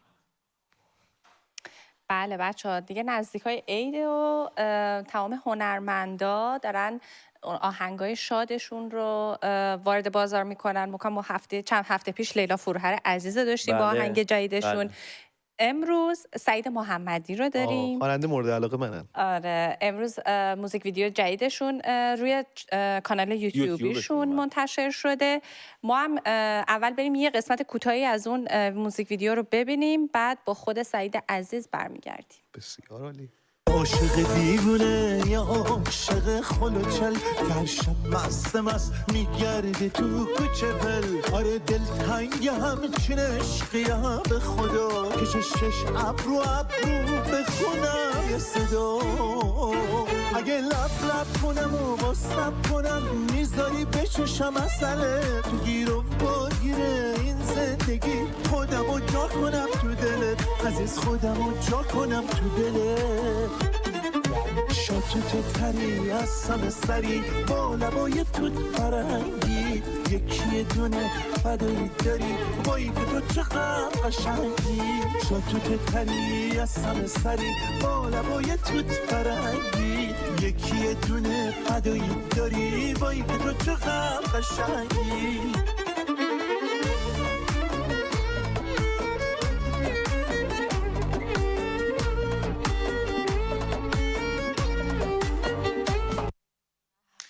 بله آهنگ شاتوت رو شنیدیم، آخرین و جدیدترین کار سعید محمدی عزیز. آهنگی که مقاومت کردن در برابر غیر ندادن مثل بقیه کاراتون آقای سعید محمدی خیلی سخته واقعا. خیلی خوش اومدیم. درود بیکران خدمت شما و هموطنان عزیزم هر کجا گیتی پهناور که هستن. باور کن که چرا دروغ بگم، بذار یه بارم آدم خودش بگه. من هیچ فقط کار کنم در ولی واقعا خیلی باحاله. من خودم دارم گوش میدم، خودم مثل حالم مثل شما بود، هیچ فرق نمیکنه. بله ما اولش سعی میکنم که یه ذره مقاومت بکنم، ولی خب مثل بقیه کارا شما نمیشه دیگه. یه یواش یواش آدم یه 10 ثانیه بچه‌ها زودتر اومده خیلی بود. منو دیس کردن وگرنه من وسط بودم. امید دارم که ببینمتون اون وسط. امید دارم که ببینمتون. ما هم امیدواریم که به زودی شما رو ببینیم توی استودیوی من و تو. سعید جان از شاتوت برامون بگو، از این کار و از بخصوص از موزیک ویدیو. شما میدونم ترانه و آهنگ کار خودتونه، ولی موزیک ویدیوش یه ذره حال و هوای قدیمی داشت، از فیلم‌های قدیمی استفاده کرده بودین توش. از این دوست دارم بدونم. شاتوت رو من توی یه مجموعه از آهنگایی که آماده کردم در یک آلبوم به اسم شروع تازه 2 سال پیش شروع کردم به ساختش و خب بیشترش تحت تاثیر حرف مخاطبین و طرفدارانم بود که میگفتن سعید مثلا یه آهنگ بساز مثل گل باغ، مثل چش تو ابرو، مثل بالا قدیم. مردم خیلی میطلبن اینو بیرو درواسی بگم، حالا یا از موزیک فعلی زیاد باهاش ارتباط برقرار میکنن، یا اینکه با خاطراتشون دوست دارن تو خاطراتشون به هر حال این تیپ آهنگا رو بیشتر میپسندن. منم خب داشتم کارهای دیگه ارائه میکردم و اینا، ولی خب گفتم چرا که نه بکنم این کارو، برای اینکه هم خوب بلدش هستم هم خوب میتونم ارائهش بکنم. به هر حال با دوست عزیزم سعید مقدس که کار رو تنظیم و پروداکشن کار رو به عهده گرفته بود، با هم صحبت کردیم و آهنگ رو پیریزی کردیم و آماده کردیم و یه سال و نیم واقعا طول کشید تا اینکه کاملا اون چیزی شد که ما میخواستیم. و بعد خب موزیک ویدیوها همیشه همونطور که قبلا هم بارها گفتم کار همسرم نداست. ندا ویدیوها رو کارگردانی و ادیت و به هر حال همه کار از A to Z همه کار رو ندا میکنه. کاش که اینجا بود و با خودش صحبت میکردن، خب خیلی بهتر میبود. متاسفانه نیستش. این که من در یک قسمت از شعر میگم مثل فردین میخوام یک بزن تو بشم و تو کوچه برات از عشقای آنچنانی صحبت کردم تو شعرش. خب این به ما این ایده رو داد که از فردین عزیز اسطوره بزرگ سینما یادی بکنیم و همینطور تو ویدیوش و توی موزیک ویدیو سعی کردیم که یه خورده واقعا از اون سینمای فارسی که قدیم میگفتن سینمای فارسی که خیلی دور شدیم و فاصله گرفتیم یه یادی بکنیم، چون واقعا اونم قسمت از خاطرات ما. فردین رو اتفاقا در روند همین موزیک ویدیو وقتی دنبال شاتای فردین میگشتیم یه شات دیدم که میگفتش که اسم ما توی تک تک قلب‌های مردم حک شده، این اسم به سادگی پاک نمیشه و این یک واقعیت ملموس، واقعا روحشون شاد، روانشون در آرامش بود. واقعا وقتی که من میگم تو روند این موزیک ویدیو داشتم نگاه میکردم اصلا اینقدر خودم هیجان زده بودم و اینقدر برام زیبا بود. مردم هم با اینکه الان 2-3 روز MP3 در اومده و همین امروز هم یه ساعت پیش ویدیو ریلیز شده ولی ریسپاند واقعا فوق‌العاده من گرفتم از این کار. سعید جان گفتین که در حال تهیه یک آلبوم هستین، یعنی ما مخاطبان باید بازم منتظر اینجور کارا و اینجور غیر دادنهای بیشتری باشیم، درسته؟ ببین خیلی صادقانه صحبت بکنم، من 2-3 تا از آهنگ‌های این آلبوم رو توی یک سال نیم گذشته ریلیز کردم. یکیشون مثلا به اسم لی متاسفانه خورد به اون دوره‌ای که شما نبودید. چقدر خوشحالم که برگشتین، تبریک میگم از صمیم دلم و واقعا خیلی خوشحالم که شما رو دوباره روی صفحه تلویزیون میبینم. واقعا جای تلفن جای خیلی خوشبختیه. ولی در یک مجموعه من ارائه کردم. آره بازم منتظر باشین، یه کار دیگه توپ دارم که اون ریتمش خود تندترم هست و خب من هر کاری میکنم مردم این رو ازم طلب میکنم. من 2 تا آهنگ آروم دارم که واقعا فوق‌العاده است، همش با ارکستریشن خیلی بزرگ و لایو نواخته شده و ضبط شده تو شرایط واقعا خیلی فوق‌العاده و خوبی و اونا رو هم گذاشتم که ریلیز بکنم. ولی یه کار شادی دیگه هم دارم که فکر میکنم خیلی مورد توجهتون، امیدوارم خدا بخواد واقع بشه. اسمش هست شک که با این کلمه هم شروع میشه، نه شک ندارم و خب دیدم اسمش شک بذارم. البته سعید جان میخواستم بگم که فکر نکنید فقط آهنگ‌های شادتون پرطرفدارا. من فکر کنم یک بارم توی من و تو بودید، من اینو به خودتون گفتم یکی از مورد علاقه ترین آهنگ‌های تمام دوران من آهنگ دیار شماست که آهنگ شادی من صبح دارم گوشش می‌کنم. از صبح همینطور من دارم میخونم دیگه. شیدا رو ولی یه بخشی از در واقع موسیقی فاخر ما موسیقی های شادی هستش که شاید نه چندان بهش پرداخته نمیشه، چون بزم های ما رو گرم میکنه، خانواده های ما رو شاد میکنه و همه بدون اینکه بدونیم چرا حفظیمش. بله من میخوام دوباره برگردم سعید جان به همون آهنگای شاد که ما از شما کم نشنیدیم، ولی شاید چیزی که کمتر یه سری از علاقه‌مندان بدونن اینه که شما برای خواننده‌های دیگه هم آهنگسازی کردین و خیلی آهنگای هیت دیگه خواننده‌های دیگه هم مال شماست. دوست دارم چند تاشون رو بگین که ما اینجا سورپرایز بشیم. ببین من وقتی که اومدم در لس آنجلس بعد از اینکه به هر حال با شادروان فرخزاد یه راهی رو رفتیم و بعد قطع کردم و زندگی خودم رو سولو ادامه میدادم به تنهایی، وقتی که اومدم لس آنجلس و کارهام رو منتشر کردم خیلی مورد توجه واقع شد و خب خیلی از همکارانم اومدن.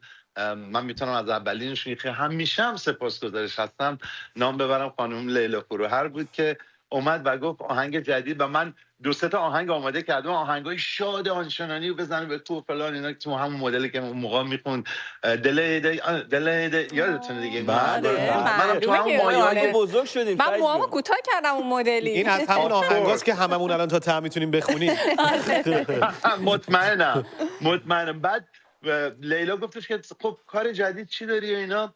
منم خیلی واقعا نیاز داشتم که این کار رو بدم و خیلی رو راست بگم پولش هم احتیاج داشتم و دوست داشتم حتما اون روز یه کاری بهش بدم هر جوری هست. هم برای اینکه این کار رو اوپن، این لاین رو اوپن بکنم بتونم کارم کدوم آهنگ بود؟ خودتون میدونید.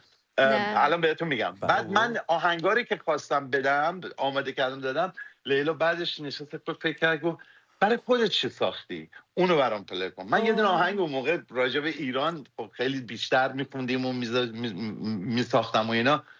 یه آهنگ ساختم برای ایران ایران زمینم ای جان ای سرزمینم. اینو خوندم دیدم اشک کشش افتاد. گفت من اینو میخوام. منو میگی همینجوری باراتون گفتم اینو من برای خودم ساختم. گفت نه من اینو میخوام، اگه میشه اینو به من بده. گفتم باشه. ولی وقتی داشت میره گفت سعید آهنگای شیشه حرف نداره، ولی من یه دونه آهنگ بندری برای زن میخوام، ما نداریم بندری برای زن. گفتم اوکی میسازم برات. اون موقع یادم لیلا خونش اورنج کانتی بود که با ما 2 ساعت فاصله داره. من وودلند هیل زندگی میکردم، همیشه هنوزم اونجا. بعد تورایی که میره به زنگ زدم گفتم گوش کن لیلا، ببین اینو دوست داری؟ جون جونم یا جونم لا لا لا لا لا لا. اینو کنم گفت ماه معرکه است، ادامه بده خیلی قشنگه. خلاصه جون جونم شما جنوبی هستی؟ دستتون درد نکنه، من سالهاست روی آهنگ میرفتم. یه کمیشو میخونیم واسمون. شما بخونیم ما دست میزنیم. جونمو که ساختم، خب میدونی شعر برای کسی که بخواد به هر حال دختر بخونه واقعا نداشتیم و از این لحاظ خیلی مشکل بود. شما فرهنگ جنوبی رو برای یک خواننده فیمیل سینگر بخواین اینو یه جوری با هم جفت و جورش بکنید، ولی خب اون دیدگاه، اون نگرش، اون جایی که آدم باید قرار بگیره و مسئله رو فرهنگی بتونه ببینه، من خدا رو شکر دیدم زود و ملودی خیلی شیرینی در اومد و شوبرت آواکیان عزیزم که سنگ تموم گذاشت با تنظیمش رو، خودمونم رفتیم کورش رو خوندیم و بالاخره شروع شد و اون شروع کار آهنگسازی من برای دیگران بود. من برای بندریایی که ساختم همه بدون کم و کاست همیشه مردم بهش. کدوما دیگه؟ من سوالم اینه که آیا شما جنوبی هستی سعید جان؟ نه عزیزم. پس چرا آهنگ بندری خوب درست میکنین؟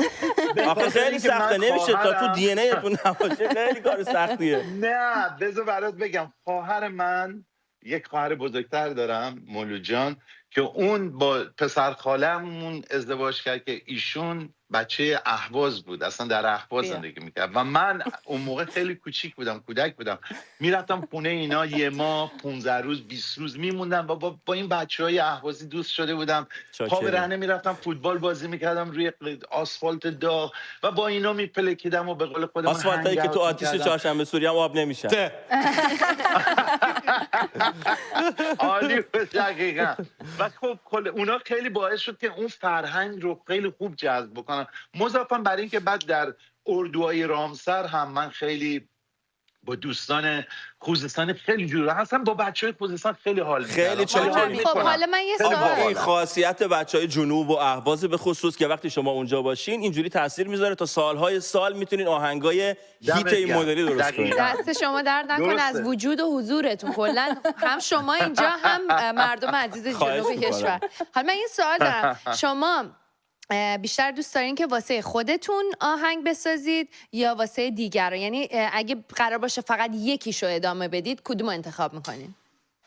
من خواننده‌ام، اصلا بی برو برگرد خواننده‌ام، ردخور نداره. من آهنگسازی میتونم بگم که اگر لیلا جون مثلا، البته من اولین آهنگی که ساختم برای لیلا نبود، برای فریدون فرخزاد بود. من سفر عشق رو، سفر چگونه دست من رو، اون رو برای شادرمان فریدون درست کردم. سال نو مبارک رو درست کردم که با هم خوندیم. عرضم به حضور یاد ایران بخیر رو درست کردم با فریدون. خیلی کارهای زیادی دارم که ملودیاشو همه رو من ساختم، اون موقع شعرها رو همه رو فریدون میگفت و ملودی‌ها رو بی کم و کاس من میساختم. ولی خب اشتباهاً بعضی جا گفته شده که ملودی کار کسای دیگه بوده که در حال من با فروتنی میگم، من چیز مهمی هم نیست اصلا، ولی من از اونجا شروع کردم. اگر بعد از اینکه خواننده شدم واقعا اگر نیاز نداشتم شاید هیچ وقت آهنگساز نمیشدم، ولی من از کودکیم خواننده بودم و میخوندم و عاشق خوندن هستم. بله، ما خیلی دوست داریم که یه فرصتی حتما شما رو تو نیویورک میکنم.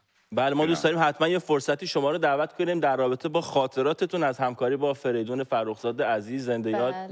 چون میدونم خیلی شما کار زیاد با هم انجام دادین، کنسرت های زیادی داشتین، هم زمان جنگ. میشه توی آلبوم جدیدتون ما یه ذره ویتامین آهنگ بندریمون اومده پایین، آهنگ بندری هم درست کنین جدید براتون. اتفاقا من یک آهنگ با سعید مقدس دوست و همراه عزیزم در این 2-3 سال گذشته که این آلبوم داریم آماده میکنیم، الان صحبت بچه خوزستان شد، ولی من ارادت خاصی دارم به تمامی اقوام ایران، به تمامی قومیت‌های ایرانی ارادت خاص دارم. برای همینم هیچ وقت این شانس رو نداشتم که براشون بسازم و بخونم. اومدم یه سری کارهای به زبان‌های مختلف رو آماده کردیم، بسیار زیبا شده. و آخرین آهنگ اون مجموعه که یه مدلی چند زبان و چند آهنگ است و همش هم دنسه، بندری خوندم. گیلکی هم خوندی؟ گیلکی هم خوندم، بهترین پارتش، یکی از بهترین. اسپانی چی تو؟ اسپانی نه متأسفانه ما در حیطه موسیقی خیلی حرف گفتن نداریم. چرا نداریم سر پل خواجو یارو وایساده؟ الان 3 تا اسپانی اینجا نشستن در حق ما چاف کردین شما. من حتما در یک فرصتی، خب قومیت 1-2 که نیستم ماشاءالله، خودتون میدونین بالای میتونم بگم 20-30 تا قومیت و شاید بیشتر از اون لهجه‌های مختلفه. ولی من یه چیزی اشاره کنم، 4-5 تایی که 4 نقطه ایران زمین اون گربه زیبامونه، اون رو گرفتم و انتخاب کردم و خیلی سخت بود شما 4-5 تا لهجه با آهنگ رو بگیرید و اینا رو با هم ادغام بکنید و خوب در بیاد. منم میدونین سنم هم رفته بالاتر، واسه بسیار زیادی دارم تو کارم و خلاصه ولی یه راه حل خوب وجود داره که ما موزیکای سعید عزیز رو همیشه تر و تازه بشنویم و دست اول به دستون برسه. اونم یوتیوبشونه که الان پایین تصویر میبینین، میتونین سابسکرایب کنین، اون زنگوله هم بزنین که نوتیفیکیشن بگیرین. ممنونم. این آلبوم جدیدشون که اومد، قبل از همه شما کسایی که اون زنگوله رو زدن با خبر میشن و برین تو کار بندری و آره دیگه، شما اول تو ماشین میذارین، ماشین بغلیا به کفشون میبره.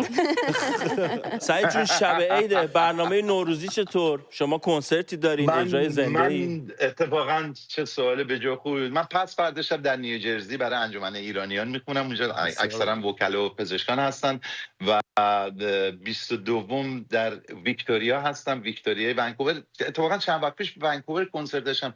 چقدر این شهر زیباست و چقدر واقعا قشنگه. امید دارم که بخت و اقبال و شانس پیش بیاد، یه موقعی هر کدومتون که تونستین یا هر کسی که ما رو میبینه حتما به ونکوور سری بزنه. ونکوور بسیار شهر زیباییه و اونجا برای دانشجویان ایرانی در ویکتوریا میخونم که شب بسیار قشنگی خواهد بود و بعد از اون راهی اروپا هستم که به زودی اعلام میکنم. تو برنامه هاتون لندن نیست؟ من لندن خیلی دوست دارم و خیلی از اونجا هم تقاضا داشتم، ولی متاسفانه تا حالا it didn't work out به قول معروف، به جایی نرسیده. امیدوارم که به جایی برسه و من بیام یه دیداری ما تازه بکنیم با بچه‌های. احتمالاً بارون میومده، مشکل اون بود. ما هم بتونیم اینجا از حضورتون تو منطقه لذت ببریم. بله خیلی ممنون. منم همینطور. خواهش می‌کنم. مرسی سعید محمدی عزیز. امیدوارم که کاراتون زودتر بیاد ما ببینیم و من دوست دارم ببینم تو اون جلسه وکلا که قراره بری اونا چجوری میخوان با آهنگای شما غیر بدن. ببین از اون بدتراش هم من رقصوندم، اصلا نگران نباشید. شک قولو می‌خوایم بگیریم که برای آهنگ شک هم ما خدمتشون باشیم، حتما از طریق من و تو بتونیم اون پخشش بکنیم. حتما. آره و کلی هم بزنیم و برخص احتمالا اون وکیل ها دیگه اون پرستیژو میذارن کنار، کتو در میارن. وکیلا هم دل دارن دیگه. وکیلا هم غیر دارن. بابا وکیلا هم دل دارن، نوروز دارن، بزن و بکوب دارن و احتمالا دل شادتری هم دارن. مرسی سعید عزیز، خیلی خوشحال شدم من که با تو صحبت کردم. خدا نگهدار. من پیش نوروز رو بهتون تبریک میگم، شاد باش میگم. به هموطنانم اگر فرصتی نبود از اینجا واقعا تمام آرزوها و انرژی‌های خوب و مثبتم رو برای وطنم، برای ملتمون میفرستم و امید دارم که امسال یه سالش شگرف با تغییرات خوب، با خبرهای خوب برای هممون همراه باشه. امیدوارم. امید سال نو دیدار در خدا نگهدار. متشکرم. آقا وحید دو نفر رو چیکار بکنه؟ چرا؟ از اون موقعی که اینا ما گفتن این مطالعه جدید در اونجا انجام شده که این کارو به مردای متعلق چاقا من شکمم توه از اون موقع نمیتونم نفس بکشم. این مشکل ماه که شما شکم دارید. اداشون رو در میآوردی. خب بچه‌ها چهارشنبه سوری نزدیک آهنگ سعید عزیزا بذارین توی ایران غیر بدین. الان و نکته‌ای که قابل توجه آقای وحید باید قرار بگیره اینه که ما جشن داریم، شادی و خوشحالی. حتما قرار نیست نارنجک بزنیم. بله. اوکی. بعد ما شما آسفالت رو نسوزونید. پشت صحنه با هم صحبت می‌کنیم. میگم شما آسفالت رو نسوزونید. وحید ببین اون دور یه ساعت سومدی تو برنامه جلو خونه ما آتیش روشن کنین، آسفالت جلو خونه ما بسوزید. من من از سر خونه شما رد نمیشم. بچه‌ها صدای ما رو از پل خواجو میشنوید. پاشو تو اینجا چیکار می‌کنی با ما؟ من رفتم خداحافظ. خب بخش این قسمت ما، این بحث ما دیگه اینجا تموم میشه، ولی من میدونم که آناهیتا و فرشاد عزیز قراره از ویدیوهای گزارشگرای خوبی که برامون میفرستن بگن.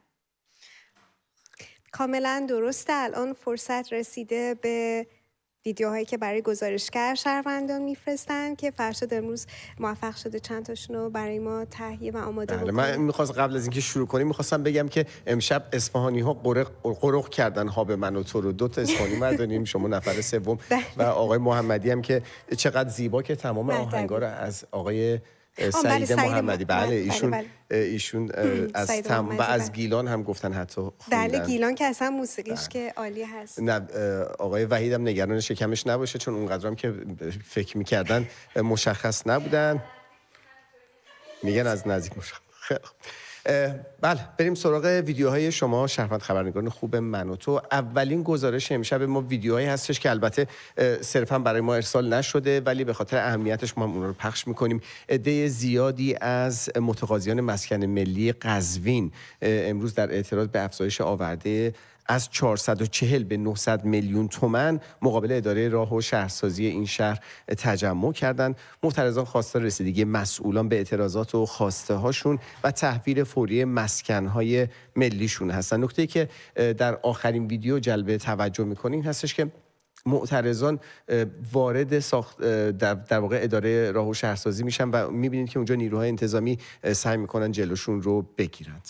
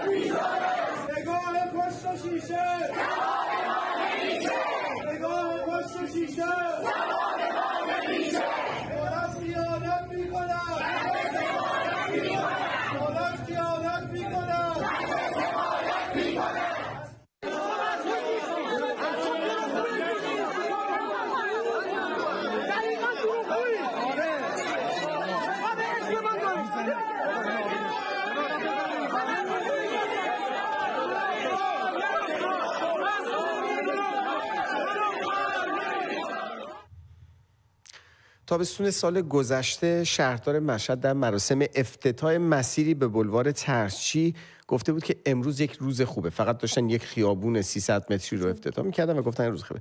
به دلیل اینکه پروژه رو به بهره برداری رسوندیم، ایشون مدعی شده بود که ساخت این بلوار شاید از نظر ریال پروژه‌ای بزرگ محسوب نشه، اما رفاه مردم رو به همراه داره. امروز اما شهروند خبرنگار من و تو یکی از خیابون‌های متصل به همین بولوار رو ازش برامون فیلمی تهیه کرده و وقتی که وضعیت این خیابون رو می‌بینید به نظر نمیاد که شهرداری کار آنچنانی اونجا انجام داده باشه. ببینیم ویدیو رو با هم. این گزارش رو می‌گیرم برای شبکه من و تو. مشهد بولوار شهید ترچی یا همون خینره بازار آهن. فقط وجداناً وضعیت اسفالت رو ببینید دیگه، خودتون دیگه ببینید چجوری الان با چی وضعیتی داریم رانندگی میکنیم. هی میان 2 تا بیل خاک یا چیز میریزن، اسفالت با بیل میارن میریزن. ببینید فقط نگاه کن، چاله چولر نگاه کن ببین چی به سر ما اومده. هر روز این راه رو ما داریم میریم با این وضعیت، نمیان یه بار درست اینو اسفالتش کنن. حد فاصله ترچی 23 و 33 کلن هم 300 متر بیشتر هم نیست. این وضعیت خیابون نگاه کنید، بارونی چیزی هم که میاد دیگه کلن آب ورمیده. نگاه چاله رو نگاه، صبح کاسبای محل نگاه کن فقط خاک با بیل ریختن، 2 روز دیگه باز دوباره خالی میشه. این وضعیت ما. فقط نگاه کنین 200 اینجا فقط گودی رو 20 سانت عمق چاله است. فقط این تیکه که رانندگی میکنی دیگه قشنگ هرچی خوردی و نخوردی دیگه قشنگ کرت گرفته میشه. فقط نگاه کن. باز اینجا رو ببین. نگاه کن، تریلی و سواری و جای به این پر رفت آمدی، چون تو چشمم نیست زحمت نمیکشن بیان درست کنن. جایی که خودنمایی کنن وسط شهر باشه میرن گلکاری. بله، وضعیت این خیابون منتهی به اتوبان بود که ایشون امیدوار هستش که مسئولان صداشون رو بشنون و ترتیب اثر بدن. شهروند تحلیلگر بعدی ما از بازپخش مستند ایزه صحبت میکنه و تشکر میکنه که این رو پخش کردیم و صحبت‌های میکنه در مورد شبکه منوتو که بهتر از زبان خودشون بشنویم. با درود به شبکه ملی منوتو. بدون شک وجود یک رسانه مستقل و بازگو کننده حقیقت برای هر جامعه‌ای که نیاز به تغییر و بهبود داره امر حیاتی و ضروریه. مثال ساده اون هم بازتاب وقایع ایزه در رسانه‌های مختلف بود که بین تمامی رسانه‌ها منوتو تصویر و حقیقت روشنی از آنچه گذشت رو برای ما ارائه کرد. خیلی از ما متاسفانه نمیدونستیم یا فراموش کرده بودیم که بچه‌های ایزه هنوز در حال مبارزه‌اند و چه دشواری‌هایی در طی این سال‌ها کشیدند. در زمان اعتراضات سراسری حتما نیاز به رسانه‌ای مستقل برای بیان حقیقت و بازتاب مبارزات مردم و جوانان داره تا روایت درستی ازش بشه و توسط سایرین تحریف نشه و به سمت و سویی که حکومت میخواد کشیده نشه. منوتو تنها رسانه مستقل و صدای واقعی مردم ایران بوده و هست و امیدوارم با حمایت دوستان پایدار و همیشگی باشه. با تشکر. البته بازپخش مستند ایزه خیلی نظر بینندگان ما رو جلب کرد و ویدیوهای خیلی زیادی برام فرستادن که من فکر کنم شاید یکی دیگه از اونها رو باز بتونیم امشب پخش کنیم و عذرخواهی می‌کنیم از گزارشگرانی که ویدیوشون به خاطر ضیق وقت امکان پخشش نیست. گزارشگر درود، سپاس بابت پخش مستند ایزه. از اونجایی که مردم ایران فراموشکار هستن که این دیگه اثبات شده است، لطف کنید هر روز تمام مستندای این اعتراضات رو پخش کنید. این کشته شده ها، خانواده هاشون بذارید بقیه مردم ایران هم ببینن، شاید یه تلنگری به اینا خورد، یه مقدار وجدان و غیرتشون بیدار بشه. 46 ساله، هر 4 سال یک بار میرن رأی میدن، چون فراموش میکنن پارسال چه اتفاقی افتاد. و در پایان گزارشگر امشب میریم تا بشنویم صدای یک جوانی رو که میگه من دهه 80 هستم و میگه که نسل‌های قبلی نتونستند جلوی ظلم و ستم جمهوری اسلامی رو بگیرن، ولی ما جوانها این کار رو میکنیم. این فیلم رو میگیرم برای گزارشگر خوب منوتو. از دیروز تا الان اومدن و با شجاعت و دلیر مردیشون دارن این متنای زیبا رو مینویسن توی این منطقه‌ای که ما داریم زندگی میکنیم. میخواستم بگم که نسلایی که قبل از ما بودن نتونستن جلوی این همه ظلم و ستمگری جمهوری اسلامی وایسن، ولی عوضش نسل ما، نسل دهه 80 داره این کارو میکنه و به زودی امیدواریم که شاه عزیزمون رو ایران ببینیم. رمز ما نه یا زهراست، نه یا علی، نه هیچ عرب و عجم دیگه‌ای. رمز ما فقط و فقط اتحاد و جاوید شاه. واقعا شما فکر کنید با توجه به تمام مشکلاتی که این روزها وجود داره، اقتصادی، اجتماعی، سیاسی، ولی باز هم مردم ایران مخصوصا جوانهامون در واقع اون ارادهشون رو از دست ندادن، هنوز اون دارن زندگی میکنن و خیلی مثبت فکر میکنن و این به قول انگلیسی درایو رو دارن، اون انرژی درشون وجود داره که بخوان یه کاری رو انجام بدن. واقعا سپاسگزاریم از همگی شما شهروند خبرنگاران خوب من و تو که همیشه همراه ما بودید. عذر میخوایم اگه بقیه ویدیو رو امشب نتونستیم پخش کنیم، وقت برنامه کمی محدود هست. اگه شما دوست دارید گزارشاتون و یا تحلیل هاتون رو برای ما ارسال کنید، لطفاً به شماره تلفنی که زیر صفحه میبینید حتما از طریق واتساپ و تلگرام ویدیوهاتون رو بفرستید. 2044 75 90 899 999 و لطفاً اگه ممکن هست ویدیوهاتون رو به صورت افقی بگیرید که از نظر کیفیت پخش ما هم بتونیم برنامه بهتری رو ارائه بدیم. سپاس از همکاری شما. سپاس از اینکه یک هفته دیگر هم همراه بودید با من و توهاب. اینجا ما از حضور شما مرخص میشیم و شما همراه خواهید شد با آقایان علی همدانی و علی حمید. سلام و شب بخیر. دوباره در این 3 دقیقه مانده به 11 شب به وقت ایران صحبت کردیم و قرار بکنیم در مورد برنامه هسته‌ای جمهوری اسلامی و آنچه که این روزها بیش از گذشته مطرح است، احتمال حمله نظامی به تأسیسات هسته‌ای جمهوری اسلامی و احتمال حمله نظامی که در نتیجه نگفتن رهبر حکومت اسلامی است به مذاکره. تا زمان برقرار شدن ارتباطات شما میخواستیم ازتون بپرسیم وقتی این خبرها رو میشنوید چه حسی دارید. به این تلفن میتونید زنگ بزنید 0044 1225 588 490 تا زمان برقرار شدن ارتباطات شما که صداتون رو بشنویم. من میخواستم از علی اینجا سوال بپرسم. علی، از احتمال حمله نظامی میگیم و نهایی که خامنه‌ای مرتب این ور اون ور میگه، ولی مثلا همین چند دقیقه پیش سخنگوی وزارت خارجه جمهوری اسلامی اسماعیل بقایی گفته که داریم نامه ترامپ رو بررسی میکنیم، یا همونطور که پیشتر گفتم وزیر خارجه جمهوری اسلامی گفته که مذاکره غیر مستقیم کردیم و میشه دوباره انجام بدیم. احتمال مذاکره، احتمال جوری توافق رو تو چقدر میدونی؟ به این جدیه. اول من یه نکته بگم، این که میگیم تأسیسات جمهوری اسلامی و تأسیسات اتمی اینا، من همه اینا تأسیسات ایرانه، تأسیسات اتمی ایرانه، پالایشگاه ایرانه. مثل یه دوره‌ای راه افتاده بود نه فلان فوتبال جمهوری اسلامی در واقع تیم ملی ایرانه. من نظر شخصی من اینه، موافق نیستم. چیزی که جمهوری اسلامی داره و میشه گفت مثلا حوزه علمیه، بیت خامنه‌ای، اونا مربوط به جمهوری اسلامیه و ربطی به ایران نداره. در مورد این به محتمله اینکه نور نیوز هستن، رسانه دبیرخانه شورای امنیت ملی، در واقع یک مطلبی نوشته بود که در 3 ساعت قبل از سخنگوی وزارت خارجه، در 3 ساعت داره بررسی میشه نامه آقای ترامپ که بر اساس اون پاسخ بدن. اصلا بعید نیست که جمهوری اسلامی تن بده به مذاکره، حالا چه بسا حتی مستقیم، نه فقط غیر مستقیم.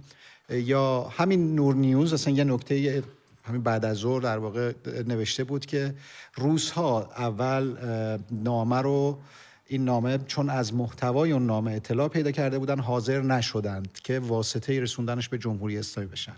خب این شایعه رو به وجود میاره. احتمالاً در متن نامه چیزی که نوشته شده خیلی جایی برای مذاکره و اینها نمیگذاره. احتمالاً اون چه نوشته شده درخواست تسلیم جمهوری اسلامیه و روسا قبول نکردن بدن. برای همین شانسش کمه، اما وجود داره مذاکره. اینکه حالا جمهوری اسلامی کدومو ترجیح میده، در بخش قبلم حرف زدیم، حتما ترجیح میده بتونه دوباره با وحشی و مذاکره و دغل‌بازی‌هایی که سالها میکرد این ماجرا رو سر و تهش رو هم بیاره و به درگیری نظامی نرسه که از کنترلش خارج شه.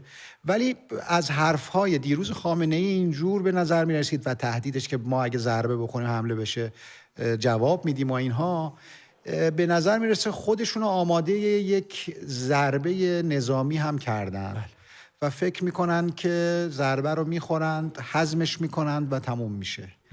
در این حد هم با خودشون حساب کردن. اون چیزی که حساب نکردن و فعلا نگرانش نیستن احتمالاً یک اعتراضات سراسری از طرف مردم ایرانه که من امیدوارم دقیقاً بلایی که سرش میاد اینه که مردم در واقع بتونن، الان تمام شرایطش وجود داره و من به شخصه فکر میکنم که از همون جایی که فکرشو نمیکنن ضربه میخوره و معادلات به هم خواهد برد با دخالت مردم. اجازه بدید که با خانوم ابوال کورکور صحبت بکنیم از اهواز. سلام، شب شما بخیر. از اهواز چه حسی دارید وقتی میشنوید این گفتمان، این احتمال حمله نظامی به ایران رو؟ درود به شما، شب شما هم بخیر، شب آقای علی حمید بخیر. شب بخیر. من به عنوان میشه گفت تحلیلگر تماس گرفتم، یعنی که بخوام تحلیل کنم، تحلیلگر هموطن شما. بفرمایید. این که میگید که جنگ نباشه تو شرایط جنگی، ما همین الانش در شرایط جنگی هستیم. وقتی که آب وجود نداره، برق وجود نداره، آب و جیره بندی کردن، قدرت خرید مردم خیلی اومده پایین تر، بیمارستان نیست، مرکز بیمارستانی همشون کهنه شدن، مدارس خیلی ها زیر خط فقر رفتن و نمیتونن به مدرسه برن. تو همین اوکراینی که جنگ بود توی برنامه‌های خودتون میدیدیم که خیلی بهتر بود. اینکه بعضی از ایرانی‌ها یا خودم با جنگ موافق هستم، دلیل اول ریزش خود نظامی‌ها یا سپاهی‌ها یا ارتشی‌ها یا نیروهای خودشون هستن که به نظام وابسته هستن. دلیل اول اینه. و اینکه زیرساخت‌های دیگه چند تا صد الان از بین رفته تو همین امسال و از همین الان دارن میگن که تابستون خیلی سختی داریم. من از اهواز تماس میگیرم، تو دمای 60 درجه خدا میدونه چی سر ما میاد اگه برق قطع بشه، حتی واسه 1-2 ساعت تو طی روز. اینکه دو تا راه داریم، یا اینکه بخواد مردم بیان داخل خیابون و دوباره خیزش ملی به وجود بیاد که سری قبل به نظر من وقتی که به وجود اومد این خیزش ملی، تنها چیزی که جلوشو گرفت همین بود که از خارج کشور اومدن چیز یادم رفت اسمش، کفالت سیاسی گرفتن واسه زندانیا. فقط هم اسمی بود، هیچ کاری نکردن. زمانی که اعدام کردن حتی یک تسلیت نگفتن سران که جاهایی که کفالت این بند خداها رو گرفته بودن و هیچ کاری نکردن و همین شد. همون چراغونی برج ایفل داخل پاریس، ما اینجا خوشحال شدیم که صدای ما رو شنیدن. البته خیلی خوب شد همون خیزش ملی، مردم هم روش اسم زن زندگی آزادی رو گذاشتن و یه جوری کردن که دو جبهش کردن، مردا، آقایان، خانما همه رو میخواستن از هم جدا کنن. این از خیزشی که میلیونی به پا شد داخل ایران، بخواد مردها، زنها، بچه‌ها براش کشته شدن ولی هیچی آخرش نبود. من یه سوال دارم، بسیار تحلیلی که میکنید جالب هست و سوالی که من از شما دارم، وقتی میگین طرفدار جنگ هستید، طرفدار چه نوع حمله نظامی هستید؟ محدود، همه جانبه؟ چی میخواین؟ فکر میکنید چی برای ایران خوبه؟ زدن تمام اماکن جمهوری اسلامی. ببینید شما الان میگید پالایشگاه ها رو ممکنه بزنن. ساخت یک پالایشگاه برای چیه؟ برای مردم باید باشه. برای اینکه بهره وری که میشه واسه مردم باشه. نه اینکه به خاطر این باشه که واسه خودشون باشه که بخوام نفت قاچاق کنم به جاهای دیگه، برق قاچاق کنن به جاهای دیگه. بعد من میتونم یه سوالی بپرسم؟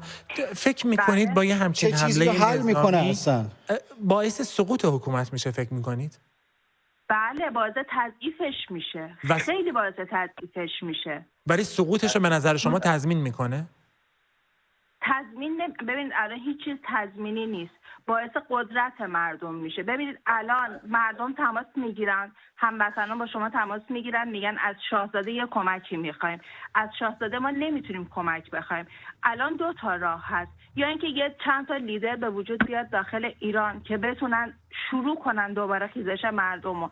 من دارم میبینم کسایی که با شما تماس میگیرن میگن شاهزاده یه کاری بکنه. شاهزاده کاری در حال حاضر داره کار خودشو انجام میده به عنوان اون سمتی که داره. کسایی که انجام نمیدن این حزباییه که به وجود اومدن و واقعا معلوم نیست برای چی به وجود اومدن خارج کشور.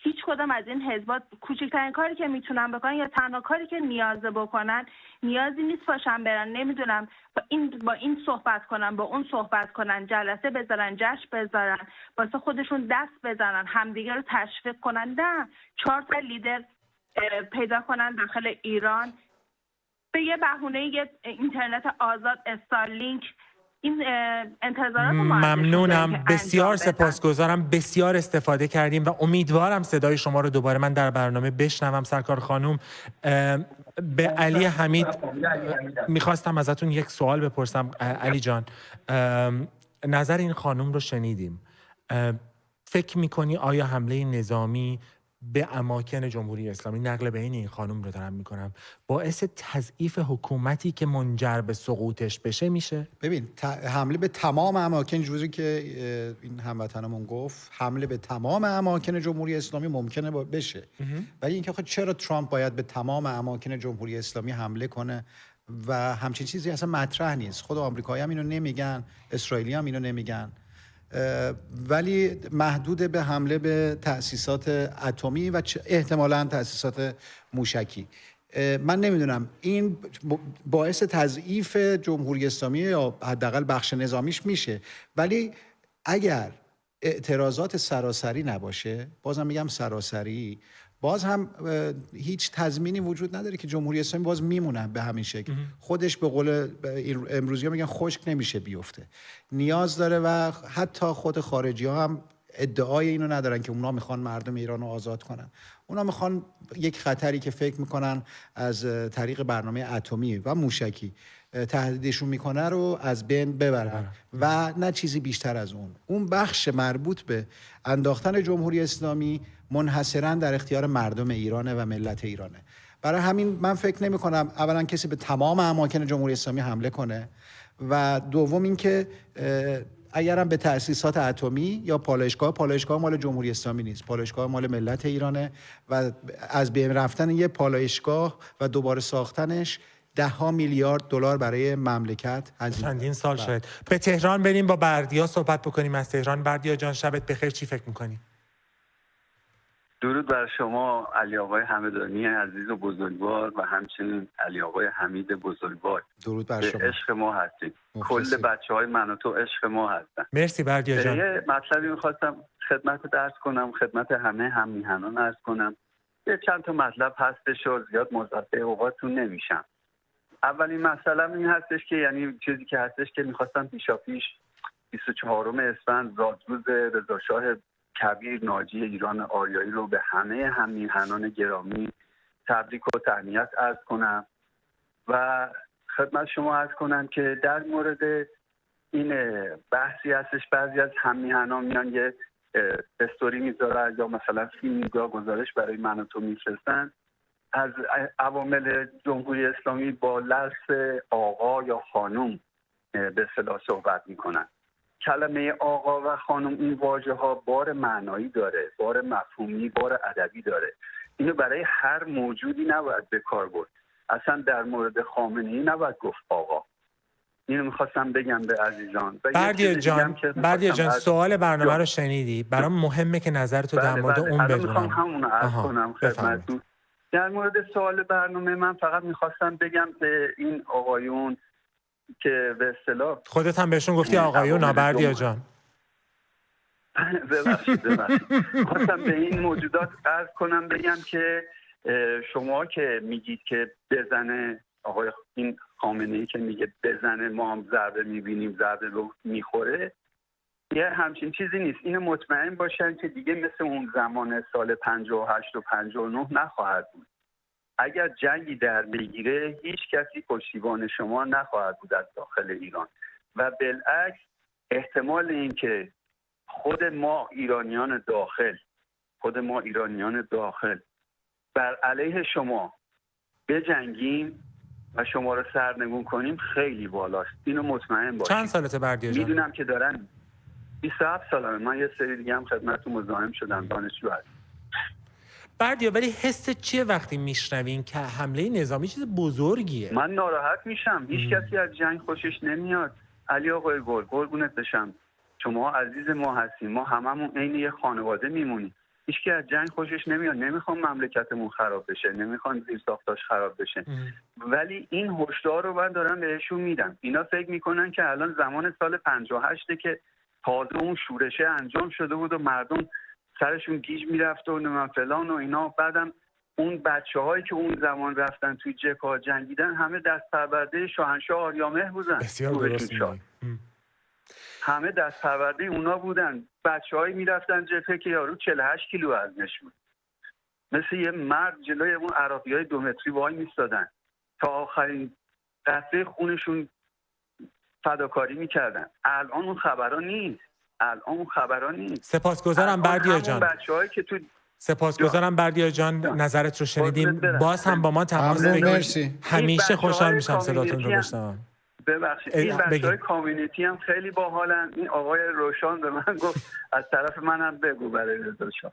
شنیدیم حرفتون رو. سپاسگزارم. بردیای نازنین از تهران. اجازه بدید که به امیر برسیم که از اصفهان با ما صحبت میکنه. امیر جان چی فکر میکنید درباره احتمال حمله نظامی یا حتی این گفتمانی که ایجاد شده در موردش؟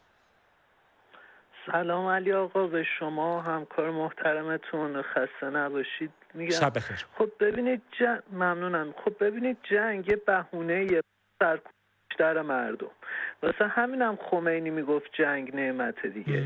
جنگ نه تنها عامل سرکوب میشه که عامل اینم میشه که تقصیر بیکفایتی های حکومت و تقصیرشو بندازن گردن جنگ و نه جمهوری اسلامی.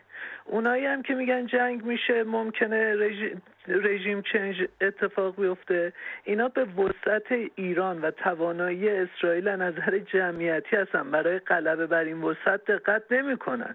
مثلا آیا تضعیف رژیم به معنی اینه که تمام پایگاه مقاومت بسیج اسرائیل بیاد بزنه؟ خب اینا توی پایگاه ساماندهی میکنن بر سرکوب مردم دیگه. خب این یعنی چی؟ بعدش هم یه چیزی هم که دقت نمی‌کنن اینه که خب ما فردای آزادی یعنی پتروشیمی نمیخوایم، یعنی نیروگان نمیخوایم. همین بحث انرژی اتمی که هست، آیا فردای آزادی همین راکتورهای هسته‌ای نمیتونن باعث تولید برق برای ما بشن؟ اینا که طرفدار حمله‌ان به نظر من برن به اوضاع آلمان و ژاپن بعد از جنگ دوم جهانی نگاهی بکنن حتما. بعدش هم اولین حمله گسترده به خاک ایران باعث بین رفتن اون اصل عدم تجاوز به خاک ایران میشه دیگه، مثل سوریه یا عراق. بعد از اولین حمله 2 مرتبه ائتلاف به عراق حمله کرد یا به سوریه حمله کرد. البته ما نمونه‌های مداخله نظامی موفق تو جریان مبارزات مردمی علیه حکومت مستقر هم داریم، مثل همین انقلاب آمریکا، دخالت فرانسوی‌ها به ضد انگلیسی‌ها. ولی خب شرایط زمانی هم متفاوته دیگه. سپاسگزارم امیر جان. چقدر این نظرها جالبه که از ایران میاد. نه واقعا امیر جان دوباره با برنامه تماس بگیر. شبت بخیر. چشمت بی بلا. ببین من خیلی موافقم با نظر این دوستمون و نظر منم همینه. اینکه چیزی رو حل نمیکنه به نفع ایران نیست، حداقل تو این شکلی که الان مطرح میشه. و ببین یه مثال اگه بخوایم بزنیم، الان سوریه، خب جولانی سر کار دیگه. اسرائیل تمام پایگاه اماکن، به قول این دوستمون، اماکن استراتژیک و نظامی سوریه رو کوبید، همه رو بمبارون کرد. همین الان روزانه یا هر چند روز 1-2 بار اونجا رو میزنه، سوریه رو بمبارون میکنه. درست. چند 10 کیلومتر وارد خاک سوریه شده. نیروهای آمریکایی پایگاه خودشون رفتن در روزهای گوشه مملکت. درسته؟ و حالا اینا رو حساب کن. علوی‌ها شورش کردن در ساحل سوریه، دروزی‌ها در جنوب سوریه، اونور کردها. درسته. جولانی آیا سقوط کرد با این راه؟ نه. ماجرا اینه که حمله نظامی باعث سقوط یک نظام حداقل در این شکل دیگه، چون اسرائیل که هم مرز ما نیست که حالا بگین نمیدونم سرباز وارد کشور بشه. ترامپ هم از اون جنس نیست، نه برنامه اونو داره، نه میخواد و نه الان شرایطش مهیاست که مثل شیوه عراق نیرو بفرستن. در واقع اون هزینه رو دیگه نمیدن. مدل عراق و افغانستان دیگه تموم شد. برای همین الان چیزی که مطرحه اینه که اینا بیان چند نقطه رو بزنن، کارشون راه بیفته و تموم شه. چیزی از درد ملت ایران حل نمیکنه. این نظر منه. سپاسگزارم. با خشایار صحبت بکنیم از کرمان. قطع شدین خشایار جان، هستین روی تلفن یا نه؟ همیهنان هم لطفاً از ایران با ما تماس بگیرید. 0044 12 25 588 490. همچنان فرصت هست، بسیار فوق‌العاده هست این ارتباط و اگر یک دلیل وجود داره برای حمایت از شبکه من و تو، این امکان گفتگوی ملی هست که از 4 گوشه میهن و از 4 گوشه جهان برقرار شده، نشان به نشان تلفن احمد از لندن. احمد جان، شبت اینجا در لندن بخیر، چی فکر میکنی؟ درود بر شما و علی خان و علی خان دیگه هر دو. درود بر شما. امیدوارم که شب خوبی داشته باشید. ببینید مسئله بمبگذاری نیروی اتمی و پالایشگاه هیچ منفعتی برای تغییر رژیم و یا از بردن رژیم نداره. فقط استفاده های آمریکا و انگلیس و اروپا و این چیزاست. اگر واقعا میخوام به ملت ایران کمک کنند که لازم داره، ملت لازم داره، یک جهش لازم داره، دونه دونه این سردارا رو که همینجور که تو لبنان این کارا رو کردن بزنن، تو ماشینا تضعیف کنن، اینا رو تضعیف کنن، ملت کارو تموم میکنن. تشکر میکنم احمد جان. این ایده خوبیه. احمد جان، تلفن‌های دیگر رو از ایران بگیرم. اگر روی خط بمونین بهتون باز خواهم گشت. منظورشونه که بزنن، مثلا سلیمانی و اینا هست، مثل آقای سلیمانی، مثل جناب قاتل. بله، خود خامنه‌ای. بله، ممنونم آرش جان. تشکر بسیار از شما. آرش از شیراز، چی فکر میکنید در مورد حمله احتمالی به جمهوری اسلامی؟ درود بر شما. ببینید عزیزم، من خودم فرزند شهید هستم. 4 تا شهید ما داریم تو جنگ در این مملکت، ولی اینو من میخواستم بهتون قول بدم، اگر که حالا اول که من مخالف هستم که بخواد حالا جنگی صورت بگیره، چون بالاخره هر جنگ آخرش ویرانی و خانمان سوزی برای ملت هستش.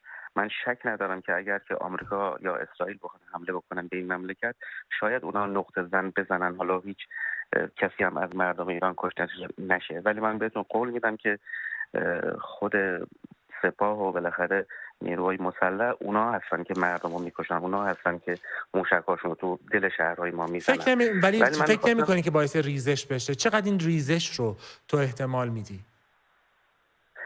ببینید، ریزش که اتفاق افتاده از خیلی وقته، از سال 88 شروع شد. خب ولی من خواستم بهتون بگم که چه جمهوری اسلامی به بمب اتم دست پیدا بکنه چه دست پیدا نکنه، خب یعنی میخوام بگم هیچ گونه امنیتی برای جمهوری اسلامی بمب اتمی نمیاره.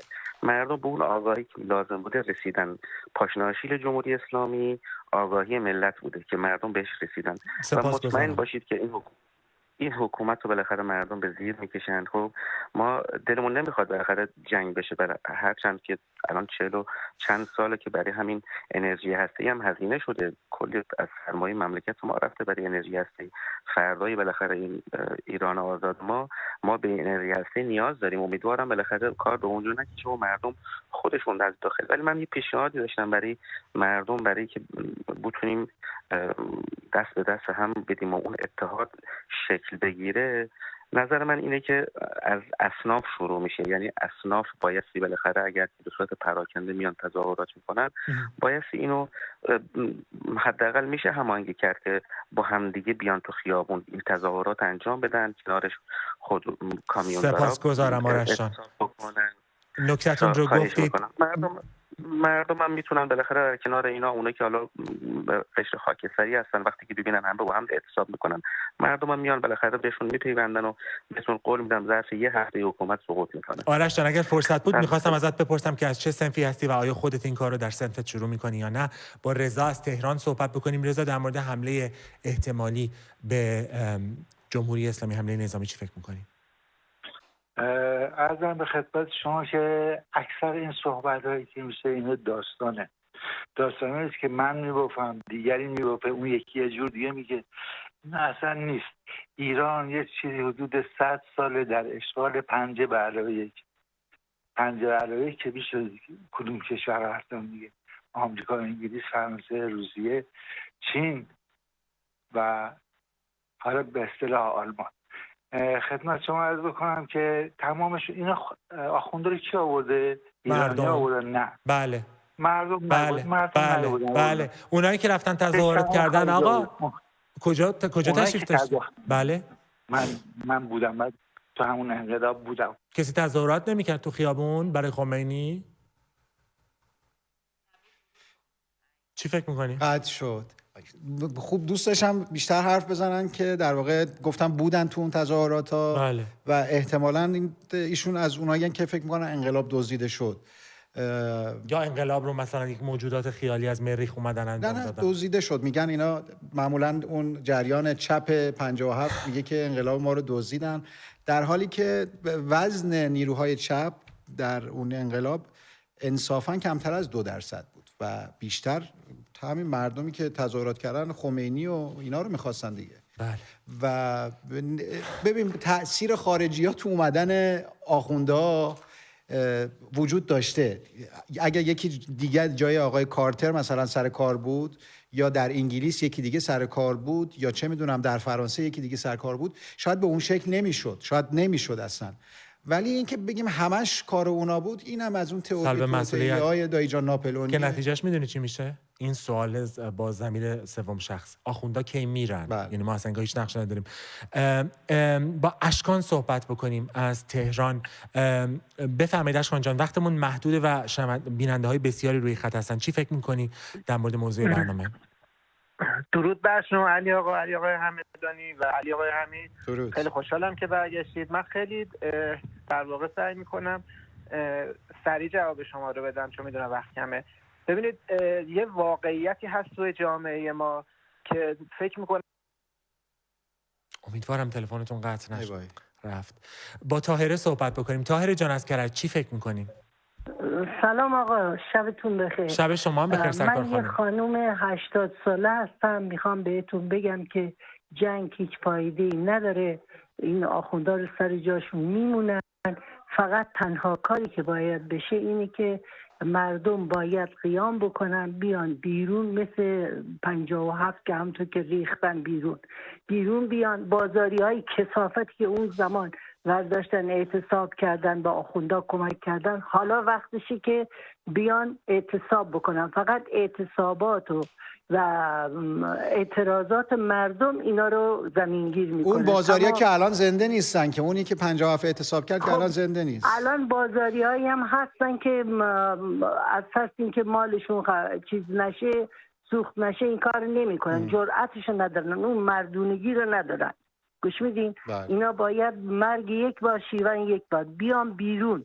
مردمم باید، حیف که ما پیر شدیم نمیتونیم، جوونا همه باید بریزن بیرون، به شلوغ بشه آقا. فقط با شلوغی میتونن کار تموم کنن. جنگ هیچ کاری نمیکنه، بیشتر اینا رو محکم میکنه. سرکار خانم دستتون رو از راه دور میبوسم. جای من در شهری که بسیار دوست دارم، کرج، جایی که درش درس خوندم، خالی بکنید. سپاسگزارم از شما. شب بر شما خوش. طاهره خانم، اجازه بدید که به زنجان بریم، با حسین صحبت بکنیم از زنجان.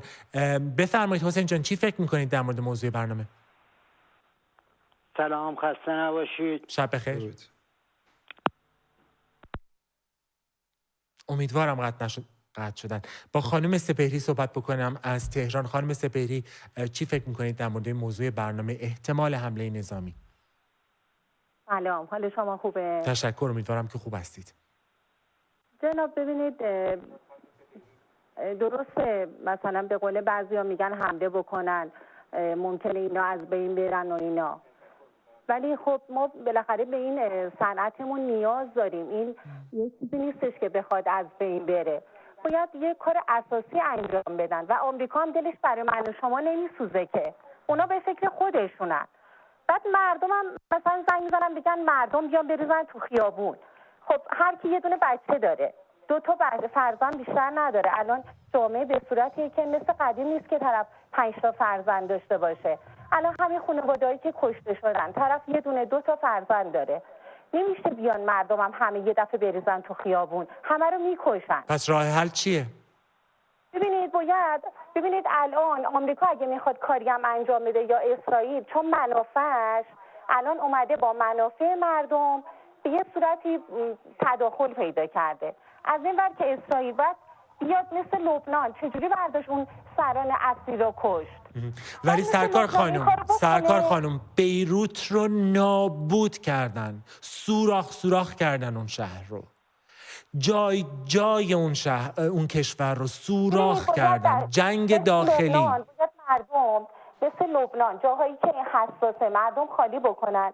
ببینید الان بیان مثلا شما خالی میکنید اگر بهتون بگن مثلا خانم سپهری در فلان ناحیه تهران قرار هست بمباران بشه که زمان صدام حسین این کار رو میکرد، بعضی موقع زودتر میگفتن خالی بکنید، از خانه و کاشانتون برید، ممکنه بغل خونتون بمب بزنن، شما راضی خواهید شد؟ خودتون رو یک لحظه در اون صحنه بگذارید، مجسم بکنید سرکار خانم. خب ببینید مردم هم آخه باید یه راه حل اساسی باشه. الان همین سالی 401 مردم ریختن بیرون. ببینید من یعنی هر موقع میبینم کسایی که فرزندشون رو از دست دادن، من که خیلی حالم بده.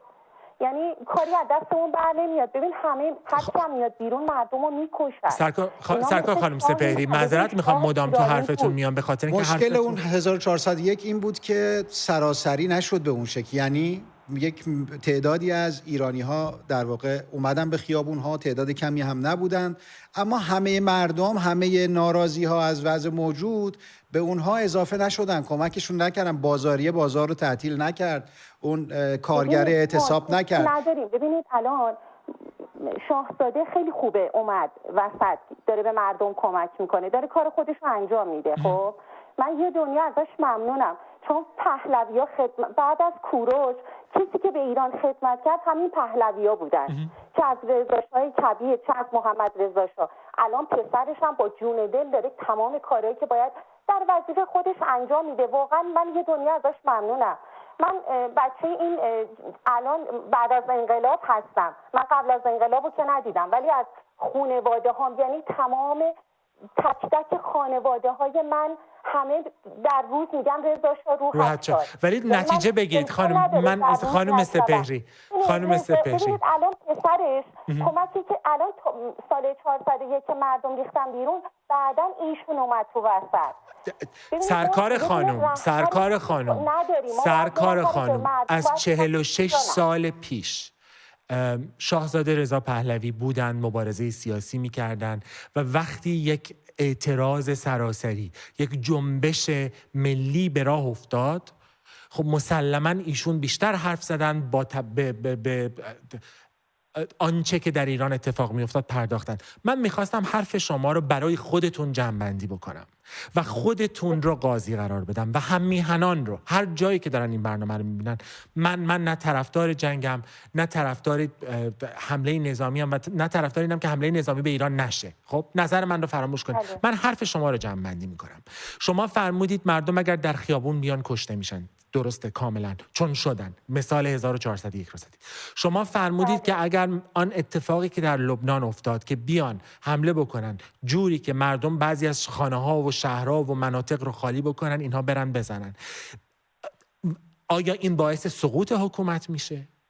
آیا اگر خود شما در منزل شما در تهران هستین، بیاین فرض بکنیم در خیابون امیرآبادید، کاملا فرض، نمیدونم کجایید، بیاین فرض بکنیم شما نزدیک مثلا سازمان انرژی اتمی هستین که در بالای خیابان امیرآباد شمالی هست ها، و بیاین فرض بکنیم بگن میخوان اون سازمان انرژی اتمی رو اعلام عمومی بکنن، با موشک هدف قرار بدن و شما مثلا 2 تا کوچه پایین‌تر، مثلا در خیابان 16 زندگی میکنید و باید خونتون رو ترک بکنید.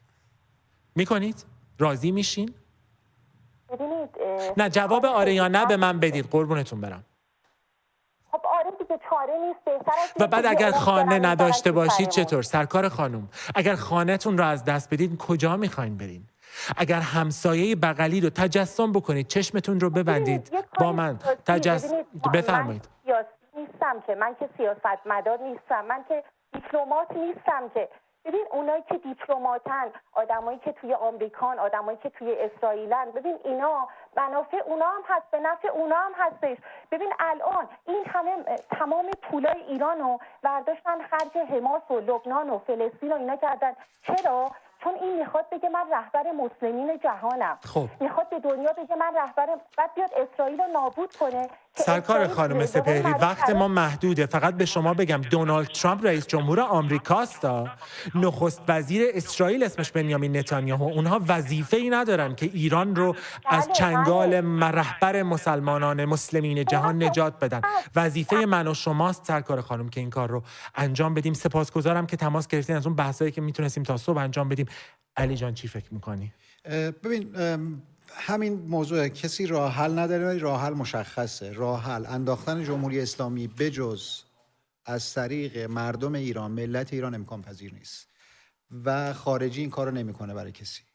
خارجی ممکنه بزنه اینجا رو بزنه، ترور کنه یکی رو، 2 تا رو، 10 تا رو، ولی در نهایت اون رژیم رو، سرنگونیش رو وظیفه خود ملت ایرانن و به هر حال حمله به تأسیسات اتمی هم دوستان اگه بعضیا فکر میکنن بی هزینه است، من اینجور فکر نمی کنم. به هر حال بعضیا در اصفهان، در تهران، راکتور تهران، یا در عراق یا در نتنز، اینها در اماکنی هستن که ممکنه به مردم هم آسیب برسه. سپاسگزارم از همه شما علی جان، سپاسگزارم از همه شما که تماس گرفتید.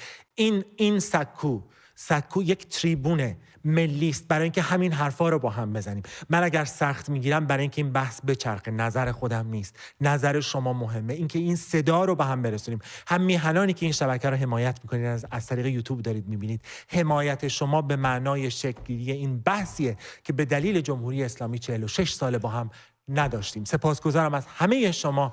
تا بعد امیدوارم که جمعه و پنجشنبه شب بسیار خوبی داشته باشید. وعده ما شنبه عصر با شما. شب بخیر.